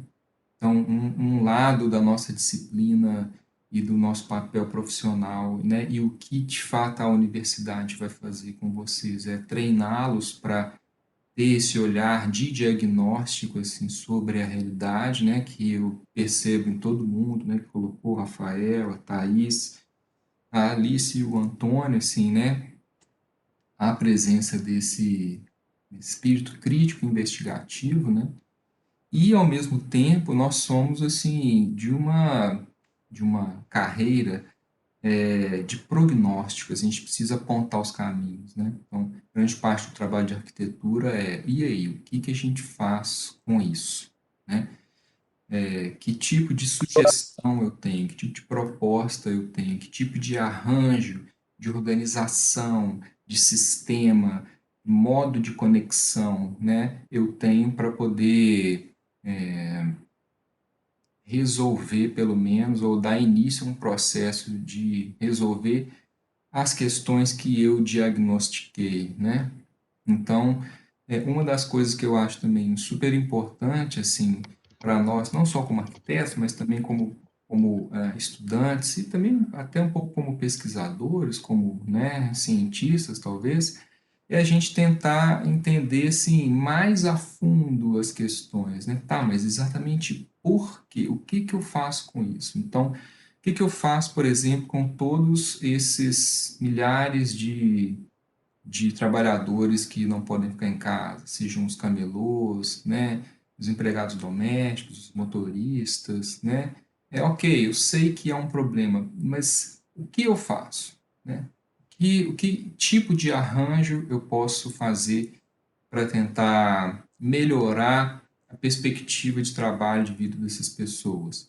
O home office realmente é uma questão também paradoxal, né? Por um lado, é bom porque a gente tem talvez assim um pouco mais de conforto, assim, e a gente tem oportunidades que talvez a gente não tivesse antes. Mas por outro lado, assim, tem muitos conflitos assim nessa relação entre o doméstico e o profissional, como vocês mesmos colocaram, assim, né? Falta de definição dos espaços é problemático. E aí, o que que eu acho que poderia ser, que tipo de ação, que atitude, né? Que tipo de proposta de projetual eu poderia lidar com isso? Como que eu faço para lidar com essas questões da desigualdade, né? Então, assim, todos temos clareza que ela existe, que ela é enorme, que ela precisa ser combatida, né? Mas como, assim? Por quê, né? Quer dizer, porque a gente até sabe, mas exatamente como fazer, né? Que tipo de arranjo eu como arquiteto poderia sugerir, né? Que maneira ou maneiras existem que eu tenho conhecimento, que eu acho que souberam de alguma maneira responder a essa questão, né? Então, eu acho que isso talvez seja algo para acrescentar nessa discussão, né? A gente tentar exercitar um pouco esse nosso papel meio visionário, assim, né? Todo arquiteto ele é meio visionário, ele dá umas viajadas, mas é uma viajada com consciência, assim, né? Eu acho que se eu fizesse isso, talvez essas pessoas ficariam melhor atendidas. Eu acho que se o arranjo da questão de mobilidade fosse assim, talvez essas pessoas ficariam menos expostas, né? Se esse tipo de configuração espacial não fosse assim, mas fosse dessa outra maneira, talvez isso pudesse ter o seu impacto minimizado, né? Então, a gente, assim, há uma expectativa muito grande, assim, na arquitetura de que a gente possa lançar uma luz nessa dark kitchen, né? E talvez fazer com que ela é, opere de uma maneira bem mais favorável para as pessoas, né? Mas a gente não precisa inventar essas coisas que não estão aí. Então, é um pouco esse o desafio, né? Que a gente coloca de uma maneira, né, inicial para levar adiante. Eu queria comentar algumas coisas, também estava dando uma acompanhada no chat, alguém falou da varanda. Um desses trabalhos que eu apresentei, ele vai comentar, acho que da Maísa Veloso, vai falar dessa aumenta por procura de apartamentos que tem varanda, porque justamente essa correlação do interior com o exterior, né? Parece que é um limite que a pessoa procura, é imposta, né, para ela chegar do lado externo. Alguém falou da arquitetura hostil, um termo que a gente já vem usando na arquitetura, mas o intuito aqui do workshop é a gente pensar a arquitetura como instrumento de cura. Então, é meio que um paradoxo, né? Repensar esses conceitos, essa hostilidade que vinha acontecendo, que está acontecendo, e como a gente consegue lidar com isso num processo de cura. E a outra é que, eu não lembro quem comentou, na verdade, isso já foi uma fala sobre essa internet para todos. E aí também tem um dos textos que vai falar sobre a democracia digital, né? Então é mais uma batalha. E aí também é uma batalha, um outro âmbito que a gente tem que começar a levar em consideração. Bruno, eu posso lançar a pergunta para eles? Pois é, eu acho que sim. Inclusive explicar talvez um pouco assim essas novas etapas, né, a próxima etapa assim da pesquisa. Não estou encerrando a discussão não, tá, gente? Se alguém quiser se manifestar aí, vocês podem ficar à vontade para falar. É mais só para a gente poder aproveitar ainda uns 30 minutos que a gente ainda tem aqui de sincronia e, né, mostrar esse lugar, né, onde as reflexões vão ficar hospedadas para a gente ir construindo assim uma espécie de um laboratório de referências assim, né, para a gente poder depois usar isso para trabalhar. Mas pode sim, Léo. Vou compartilhar a tela com vocês. Apareceu aí? Tá ok? Tá ok. Claro que tudo isso que a gente conversou, que eu apresentei, que vocês falaram, e que é um discurso que a gente ainda vai levar até o final desse workshop no mês de julho, vão virar atividades, justamente porque esse workshop a gente vai construindo junto alguns pensamentos, e isso enquanto arquitetura, tá? Então, nesse arquivo que eu mostrei para vocês, que tem os objetivos, a metodologia da disciplina, tem um link, já que se você puder jogar esse link, ou o Bruno, esse link do painel lá no chat também, para eles já salvarem, pode jogar. Então, esse aqui é um painel interativo, que é a nossa primeira atividade. Não é para vocês responderem agora, mas o intuito é que vocês respondam até a próxima aula, porque esse painel ele vai guiar muito o nosso trabalho daqui para frente, tá? Então, o primeiro slide são essas instruções iniciais. Como vai funcionar esse painel? Vão ter vários post-its para vocês responderem uma pergunta-chave. E é importante que vocês respondam, descrevam, né? E aí assinem o nome de vocês. É individual nesse primeiro momento, então todo mundo tem que entrar nesse painel, dar uma certa resposta para essa pergunta-chave e colocar seu nome. E aí vocês também podem aproveitar para deixar algumas reações nos comentários dos colegas, fiquem à vontade. É bem simples, porque é no Google Docs, então é como se fosse uma apresentação de slide, que só você passando de página, e aí você vai seguindo essas instruções, tá? É, a pergunta-chave que vai começar a guiar o nosso exercício é a seguinte: dentro de tudo que a gente falou, né? Quais espaços e arquiteturas precisam ser criados ou ressignificados para se tornarem um instrumento de cura para as pessoas por meio do território, seja físico ou virtual, para o trauma vivenciado pelo Covid. Então, o intuito aqui é você pensar a partir das suas experiências, das suas vivências, das suas percepções, de tudo que a gente falou aqui, mais um pouco, pesquisar um pouco mais, como vocês, futuros arquitetos, de que modo a arquitetura e o urbanismo, eles podem influenciar nesse fato de reaprender o sentido de compartilhamento, convivência da cidade, e repensar sobre a ótica da sensibilidade, da empatia, a ambiência dos lugares. Então, a gente já deixa aqui nesse slide 2 algumas dicas, tipo, na área da saúde, na área da educação, na área da cultura, do comércio, do esporte ou do lazer. Então, quais espaços, quais arquiteturas vocês acham que a gente precisa criar ou ressignificar dentro de todo esse pensamento? Não necessariamente, tá, gente? Vocês precisam dar uma resposta, tipo, o Cine Drive-In. Não precisa necessariamente ser um programa, mas vocês podem colocar algumas descrições que são ambientes que precisam de maiores janelas, maiores espaços, dimensões maiores, espaços de entrada que sejam separados, enfim. Vocês podem também abstrair um pouco a mente do programa e colocar algumas descrições, tá? E aí, em cima disso, aí vocês podem ir para o terceiro slide ou quarto slide. Vocês entram em dois cliques no post-it e vocês vão descrever um pouco isso. Podem aumentar, podem arrastar, podem ficar à vontade para dar essas respostas. O importante, de novo, é que essas respostas, elas sejam, esses post-its sejam respondidos até a próxima aula, porque a gente vai voltar nesse painel na próxima aula para a gente começar também a trabalhar em cima disso e entrar um pouco mais dentro dos nossos softwares. Bruno, você quer completar alguma coisa? Jaque também? Sim, sim, quero. Eu gosto muito desse título, Léo, do Reações, né? Porque eu acho assim que nós somos profissionais reativos, né? Acho que uma das coisas que nos caracteriza como arquiteto é um pouco disso que eu falei, assim, a gente reage sobre determinadas realidades, sobre determinadas situações, sobre determinadas situações, né? A gente toma uma posição, sugere, propõe, cria, de repente inventa coisas novas, assim, sugere, tenta articular novas realidades.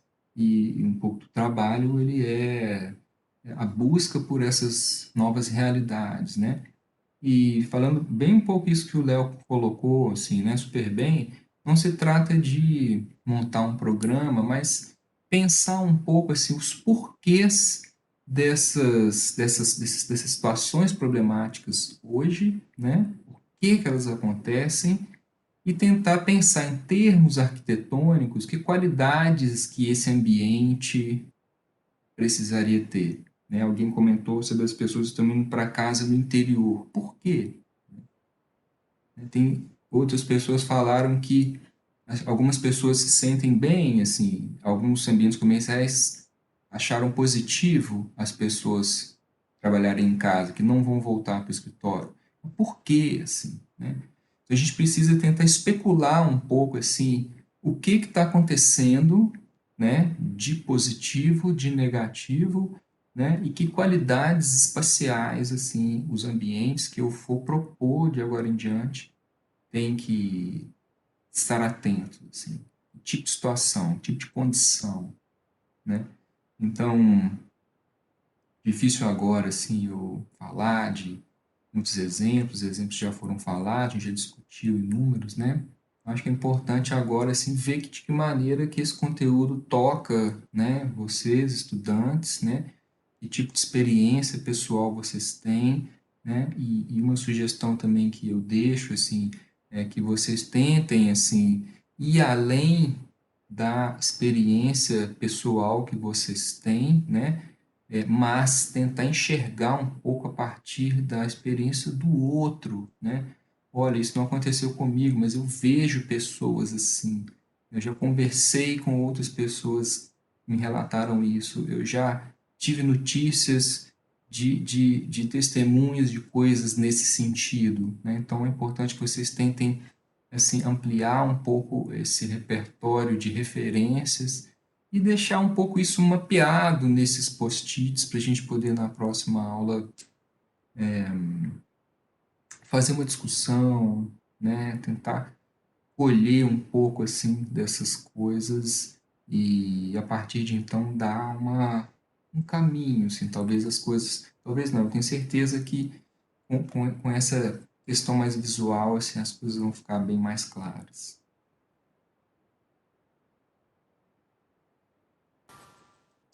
Léo, eu queria só dar uma complementada. Eu não sei se você explicou melhor. Na verdade, você explicou, mas eu queria que você explicasse melhor a questão das reações dos post-its, né? A gente comentou que vai ser para a próxima aula, mas o ideal é que vocês possam responder antes, porque, como a gente já falou, vai ser um workshop que vai ser montado por todos nós, né? Então, é importante que a gente leia as respostas, né? E a gente também dê as nossas opiniões a respeito das respostas dos nossos amigos, se você concorda, se você não concorda, se você conhece alguém que passou por uma situação que o seu amigo vai estar falando, ou discorda. Então, você podia explicar melhor essa parte das reações? Acho que você já até falou bem, né? Mas eu vou falar com mais calma. Além de vocês responderem os post-its, deixarem os nomes de vocês, vocês podem deixar essas reações. É basicamente um Ctrl+C, Ctrl+V nesses símbolos do gostei, do concordo e do discordo, e colar perto em cima do post-it da pessoa, que isso a gente pode arrastar, então é bem tranquilo. Então vocês podem reagir em cima do comentário dos colegas, né? Porque isso também geram debates que a gente vai levando para frente nas próximas aulas. Então, lá no slide 3, lá embaixo, tem as reações. Vai, Ctrl+C, Ctrl+V, arrasta, coloca em cima do comentário do colega e é só isso. É bem simples, é para ser justamente trazer a simplicidade para a gente conseguir ter uma interação maior.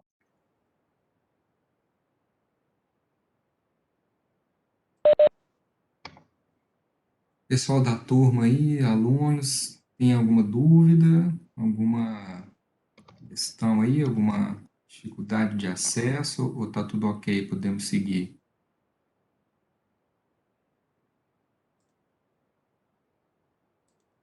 Certo, então.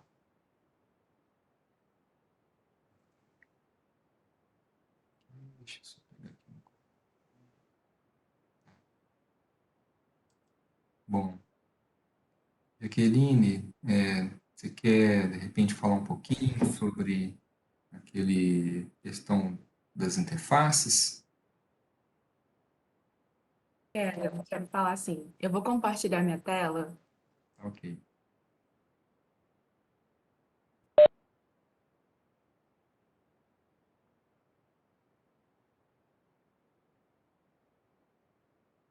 Todo mundo tá vendo? Opa, Tá carregando aqui para mim. Está carregando.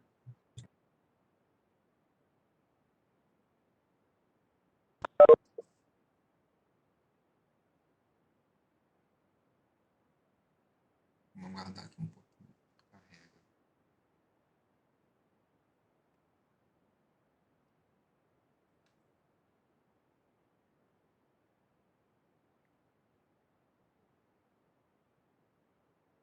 Pode ser a questão da conexão. Então, parece que travou. Vou dar um tempinho aqui para ela recompor lá.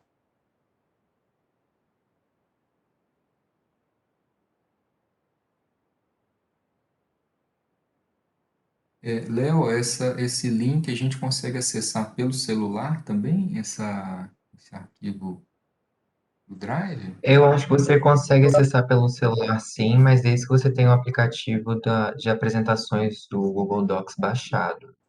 Eu Ah, tenho essa impressão, tá? entendi. gente. Opa, Estou te ouvindo. eu caí, eu acho. É porque eu tô com os softwares todos abertos aqui. Eu vou só desativar o meu vídeo para tentar compartilhar a tela. Beleza.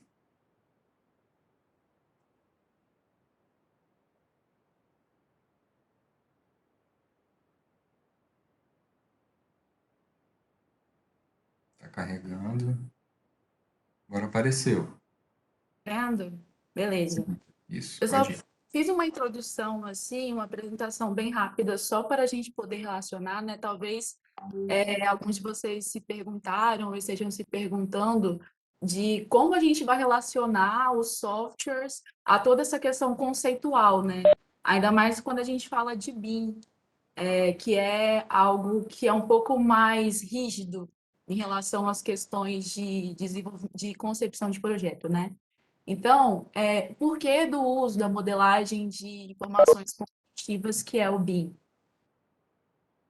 Para vocês entenderem melhor, eu sei que algumas pessoas nunca tiveram acesso ao BIM, algumas outras sim, mas o BIM, ele é basicamente um conjunto de associados a processos, ele é uma tecnologia, ele não é um software específico, que tem a função de produzir, comunicar e analisar o modelo da construção.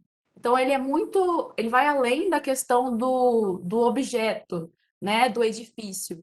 Ele tem toda essa preocupação com a questão de análise do contexto, a comunicação com os outros setores, né?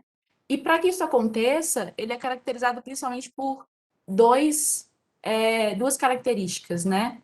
A primeira é a questão do objeto paramétrico mesmo, né, que é um componente de construção que inclui os dados coordenados, consistentes, de forma que as modificações realizadas no objeto, elas aconteçam em todo o projeto e não só naquela vista que a gente está vendo na tela do computador. Ele também não permite inconsistência e também é representado de forma coordenada, para que consiga agir essa relação entre as diversas áreas da arquitetura e construção também. E a segunda característica que eu posso destacar hoje é em relação ao intercâmbio de dados entre os diferentes softwares, né, que funcionem de forma eficiente, visando aprimorar a automatização dos processos, né, que é chamado de interoperabilidade, mas que basicamente é a relação, né, de operação entre diferentes sistemas. Então, de uma forma assim, diagramatical, o BIM ele vai além do desenho, né? Não é só o edifício, mas ele tem relação com o planejamento, a construção e a gestão, que é totalmente ligado à cidade, né? O quanto esse edifício vai influenciar onde ele está instalado, vai contribuir para o meio ambiente ou vai até mesmo agredir o meio ambiente. Então, são todas essas preocupações que estão por trás de um modelo paramétrico BIM que são fundamentais, né, para o desenvolvimento das cidades. Então, hoje, o BIM ele é dividido em 7 dimensões, ele vai além da modelagem paramétrica, né? A modelagem paramétrica é a primeira dimensão do BIM, que é conhecida como 3D. Ele vai para o planejamento, que tem relação com o tempo que você vai levar para construir o seu edifício, a orçamentação, que é o quanto você vai gastar, né, o custo da sua obra, a preocupação com o meio ambiente, né, a dimensão 6D tem toda essa questão da sustentabilidade, da economia de recursos financeiros e materiais, e o 7D, que é a gestão e manutenção, que é o edifício já instalado e a preocupação com o ciclo de vida dessa edificação. E aí, embora para muitas pessoas o BIM ele não seja conhecido ou seja considerado novo, ele surgiu em 1974. Então, assim, em 2024 já fazem 50 anos de estudo dessa tecnologia, né? Então, os processos ao longo do tempo eles levaram tempo para serem desenvolvidos, desde a conceituação, a criação do padrão IFC, e aí teve um salto, né, na criação principalmente de diferentes softwares, como o ArchiCAD, o Revit, o AutoCAD Civil 3D, o InfraWorks, enfim, para que hoje a necessidade de uso dessas ferramentas, né, para auxílio da concepção de projetos, não pensando somente no desenho, mas também na importância dela para o sítio, né, para o terreno em que ela está instalada, que no Brasil foi disseminada em 2018 uma estratégia que visa essa difusão de conhecimento a respeito do BIM, e em 2019 ela foi complementada como um comitê gestor de estratégia para fazer com que o uso dessa tecnologia ele seja realizado de forma geral, não só pelas universidades, mas pelos pelas instituições públicas, né, privadas, para fazer com que haja um padrão de arquivos para que eles possam interoperar e pensando, né, nesses pilares e dimensões que o BIM carrega dentro do seu formato. E aí, para isso, a gente vai usar, né, nesse workshop, dois softwares, que é o Revit, que talvez alguns de vocês já conheçam, e o InfraWorks. E aí eu vou mostrar para vocês a interface deles rapidinho, só para poder ter essa diferença, né? Explicar um pouquinho de qual a função do Revit e qual a função do InfraWorks para esse workshop principalmente. Por enquanto, todo mundo está me ouvindo bem? Estou ouvindo Tudo super certo, bem. Jaque. Está dando para ver tudo certinho. Pode continuar. Vocês continuam vendo a minha tela? Não, né? Agora saiu do compartilhamento. Tá, eu vou compartilhar o Revit primeiro. Eu queria saber de quem tentou instalar, e se instalou, se teve dificuldade, ou se chegou a abrir o Revit para dar uma olhadinha na interface. Eu enviei aqueles links, Jaqueline, que você me passou para o e-mail da turma, né? E as orientações. Então, quem tiver aí alguma dúvida, quiser perguntar, vamos aproveitar esse momento agora para ter uma orientação. Ok? Tá, eu vou mostrar a interface então dos dois, e aí a gente deixa os minutos finais da aula para essas dúvidas, pode ser? Pode ser. Beleza. Então, gente, para quem não conhece, esse é o Revit, ele é um software voltado para desenvolvimento de projetos de arquitetura, engenharia, né? Ele é um software BIM, e a principal diferença dessa ferramenta, né, para os softwares CAD, é que ele vai além do desenho, né? Os elementos que constituem o projeto, eles são objetos paramétricos que contêm informações a respeito da edificação, né? A respeito do edifício.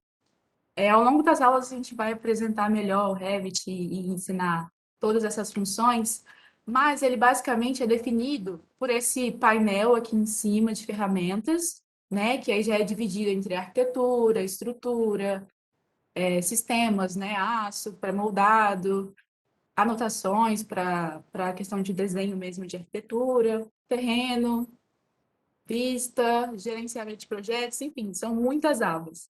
Hoje eu vou focar aqui principalmente na parte de arquitetura, né? Onde ele traz os componentes básicos de arquitetura, as paredes, as portas, janelas, os mobiliários, telhado. Então, tudo que a gente está acostumado já a fazer no AutoCAD, né? De forma a desenhar, ou até mesmo no SketchUp, com a inserção de blocos, também acontece aqui no Revit, mas todos esses elementos que são inseridos, eles contêm informações que podem depois servir para uma planilha de quantitativo, para quantidade de materiais, custos, né?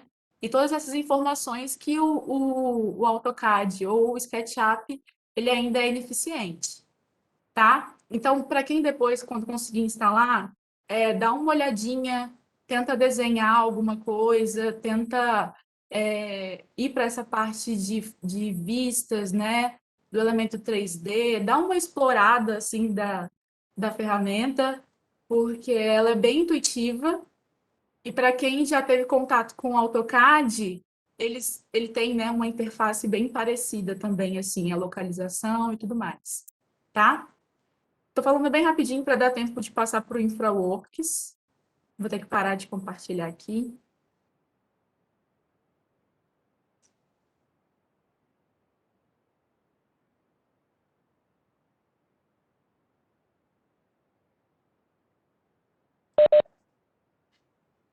Inclusive o Revit ele tem assim uns modelos de exemplo, né, Jaqueline? Quando você abre assim um programa, ele vem assim com alguns projetos já prontos, né? Então, abram de repente assim para dar uma olhada, para matar um pouco a curiosidade.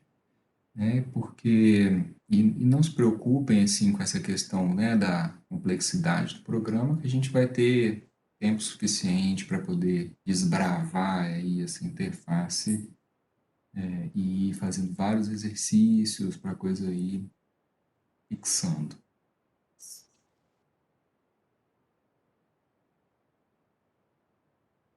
Tá aparecendo a minha tela de novo? Tá compartilhando? Sim, agora foi.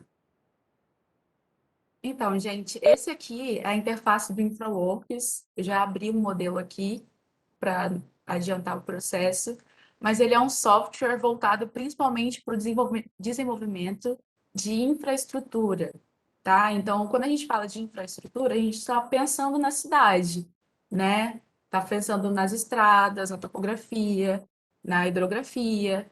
Então, ele é um software de engenharia civil.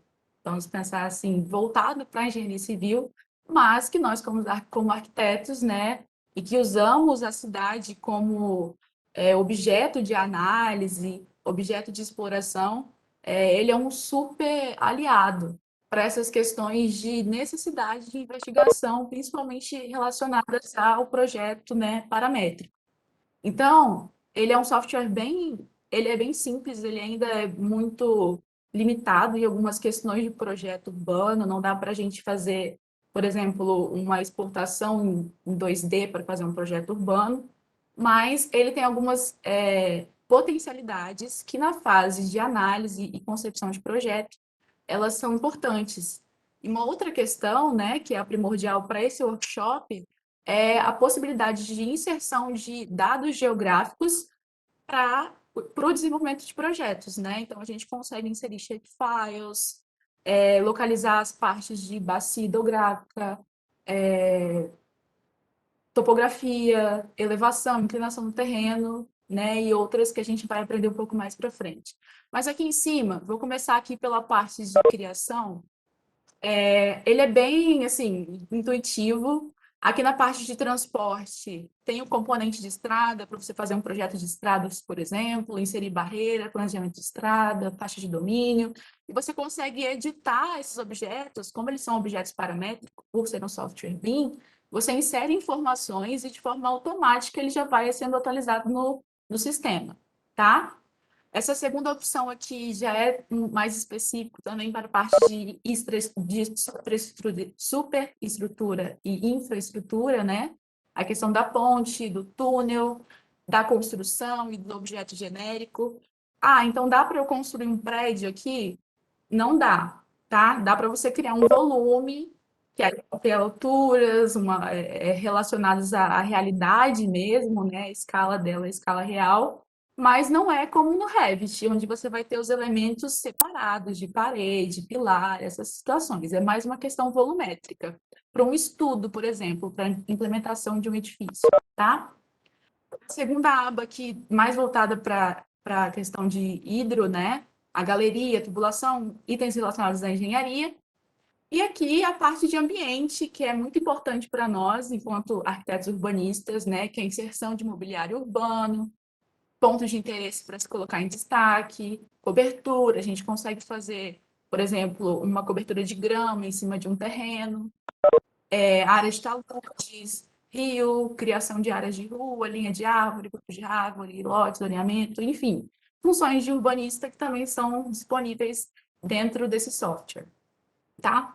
E essa parte de mapas de adequabilidade são análises que são possíveis de serem realizadas também. Ele vai ficar um pouco mais para frente. Aqui em análise, né, nessa parte de analisar, a gente consegue fazer análises de transporte, na parte de transporte, de estrutura na parte de estrutura e de drenagem, né, nessa parte de hidrografia. Se vocês observarem aqui, tem algumas ferramentas, né, de visualização, de seleção, medidas, você consegue aproximar e fazer a medida correta da inclinação ou da altura, com base em dados geográficos reais, então é como se fosse uma realidade virtual, né? Tem alguns outros utilitários, né, e alguns marcadores que são as cenas que a gente vai aprender a criar mais para frente. E como se não bastasse, ele ainda faz uma renderização, né? Ele cria imagens como se fossem renders e também vídeos. são os storyboards, que também eu vou falar um pouco mais para frente. Você também consegue compartilhar esse modelo por ele ser um modelo BIM, mas ele vai como se fosse um modelo 3D, né? E aí eu vou falar sobre fazer essa discussão um pouco mais para frente também.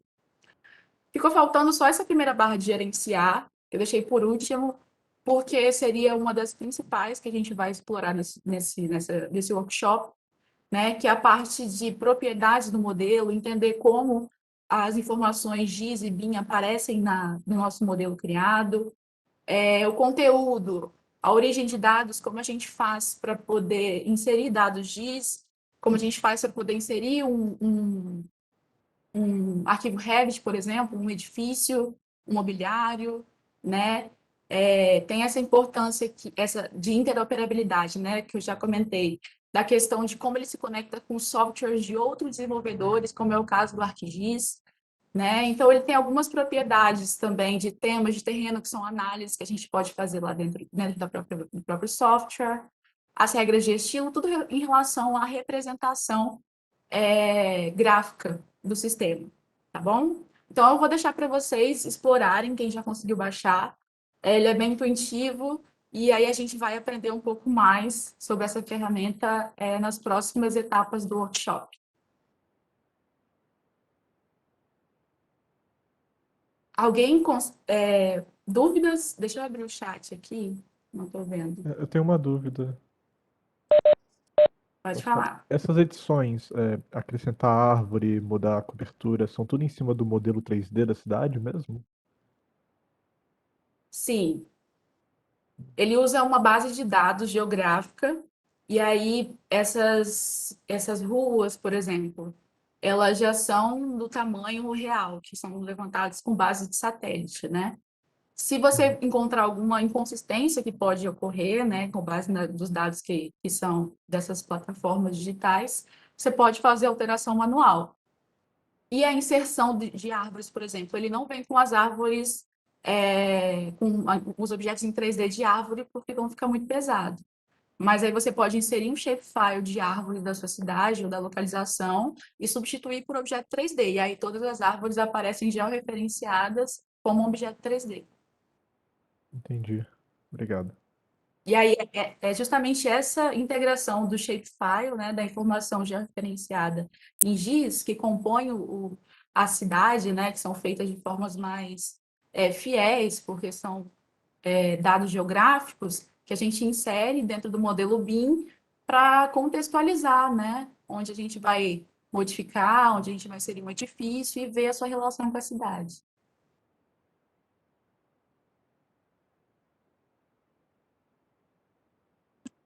Alguma dúvida de instalação? Todo mundo conseguiu instalar?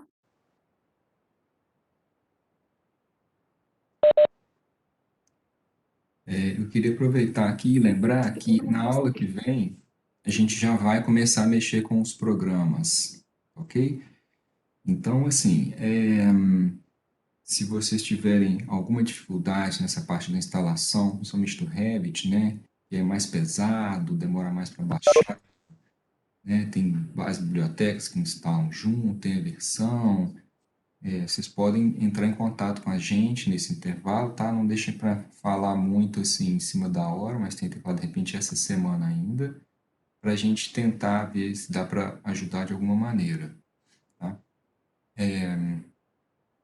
Se ninguém tiver nenhuma pergunta, então eu já queria mais ou menos encaminhar assim para a próxima aula, tá?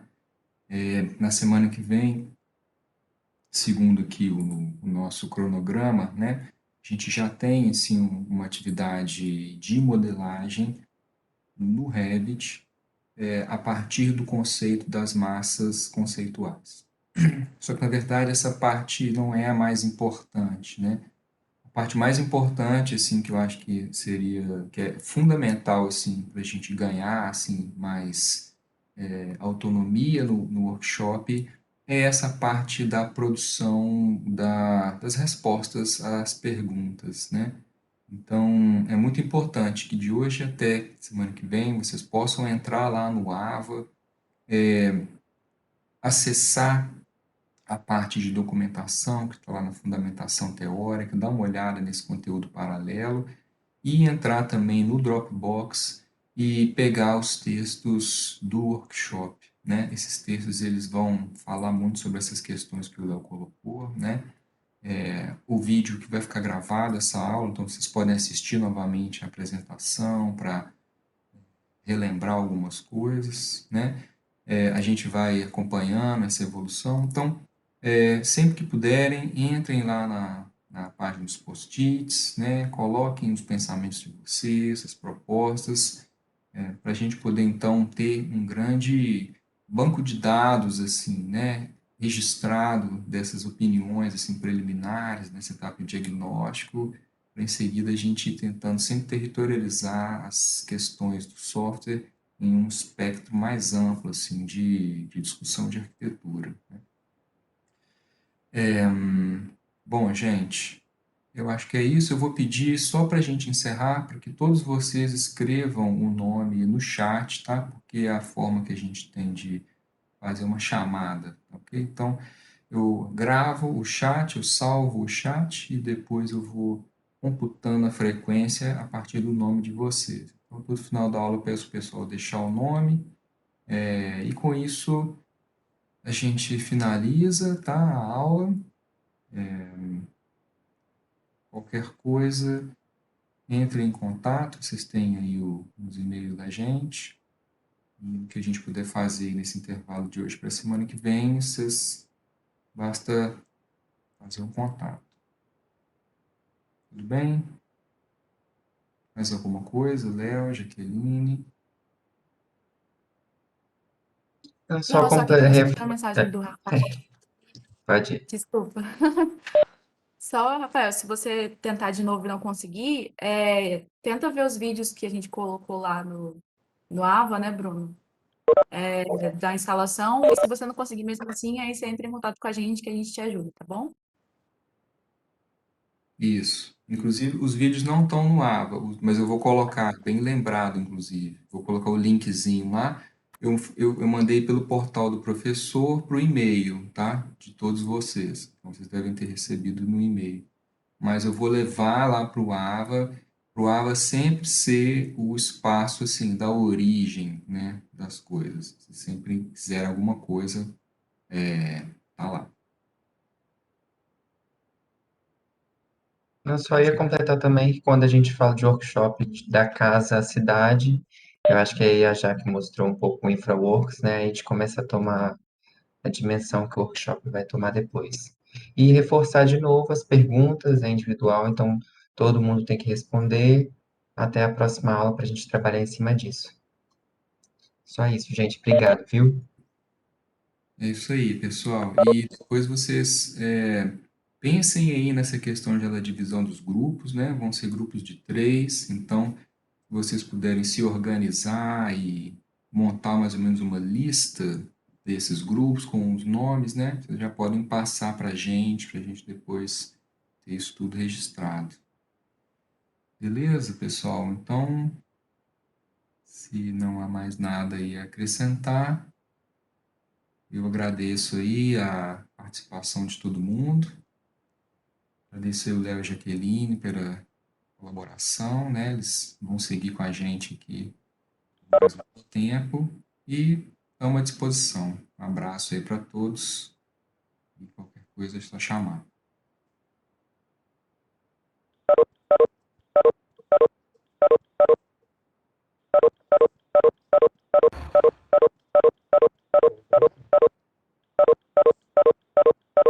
Professor?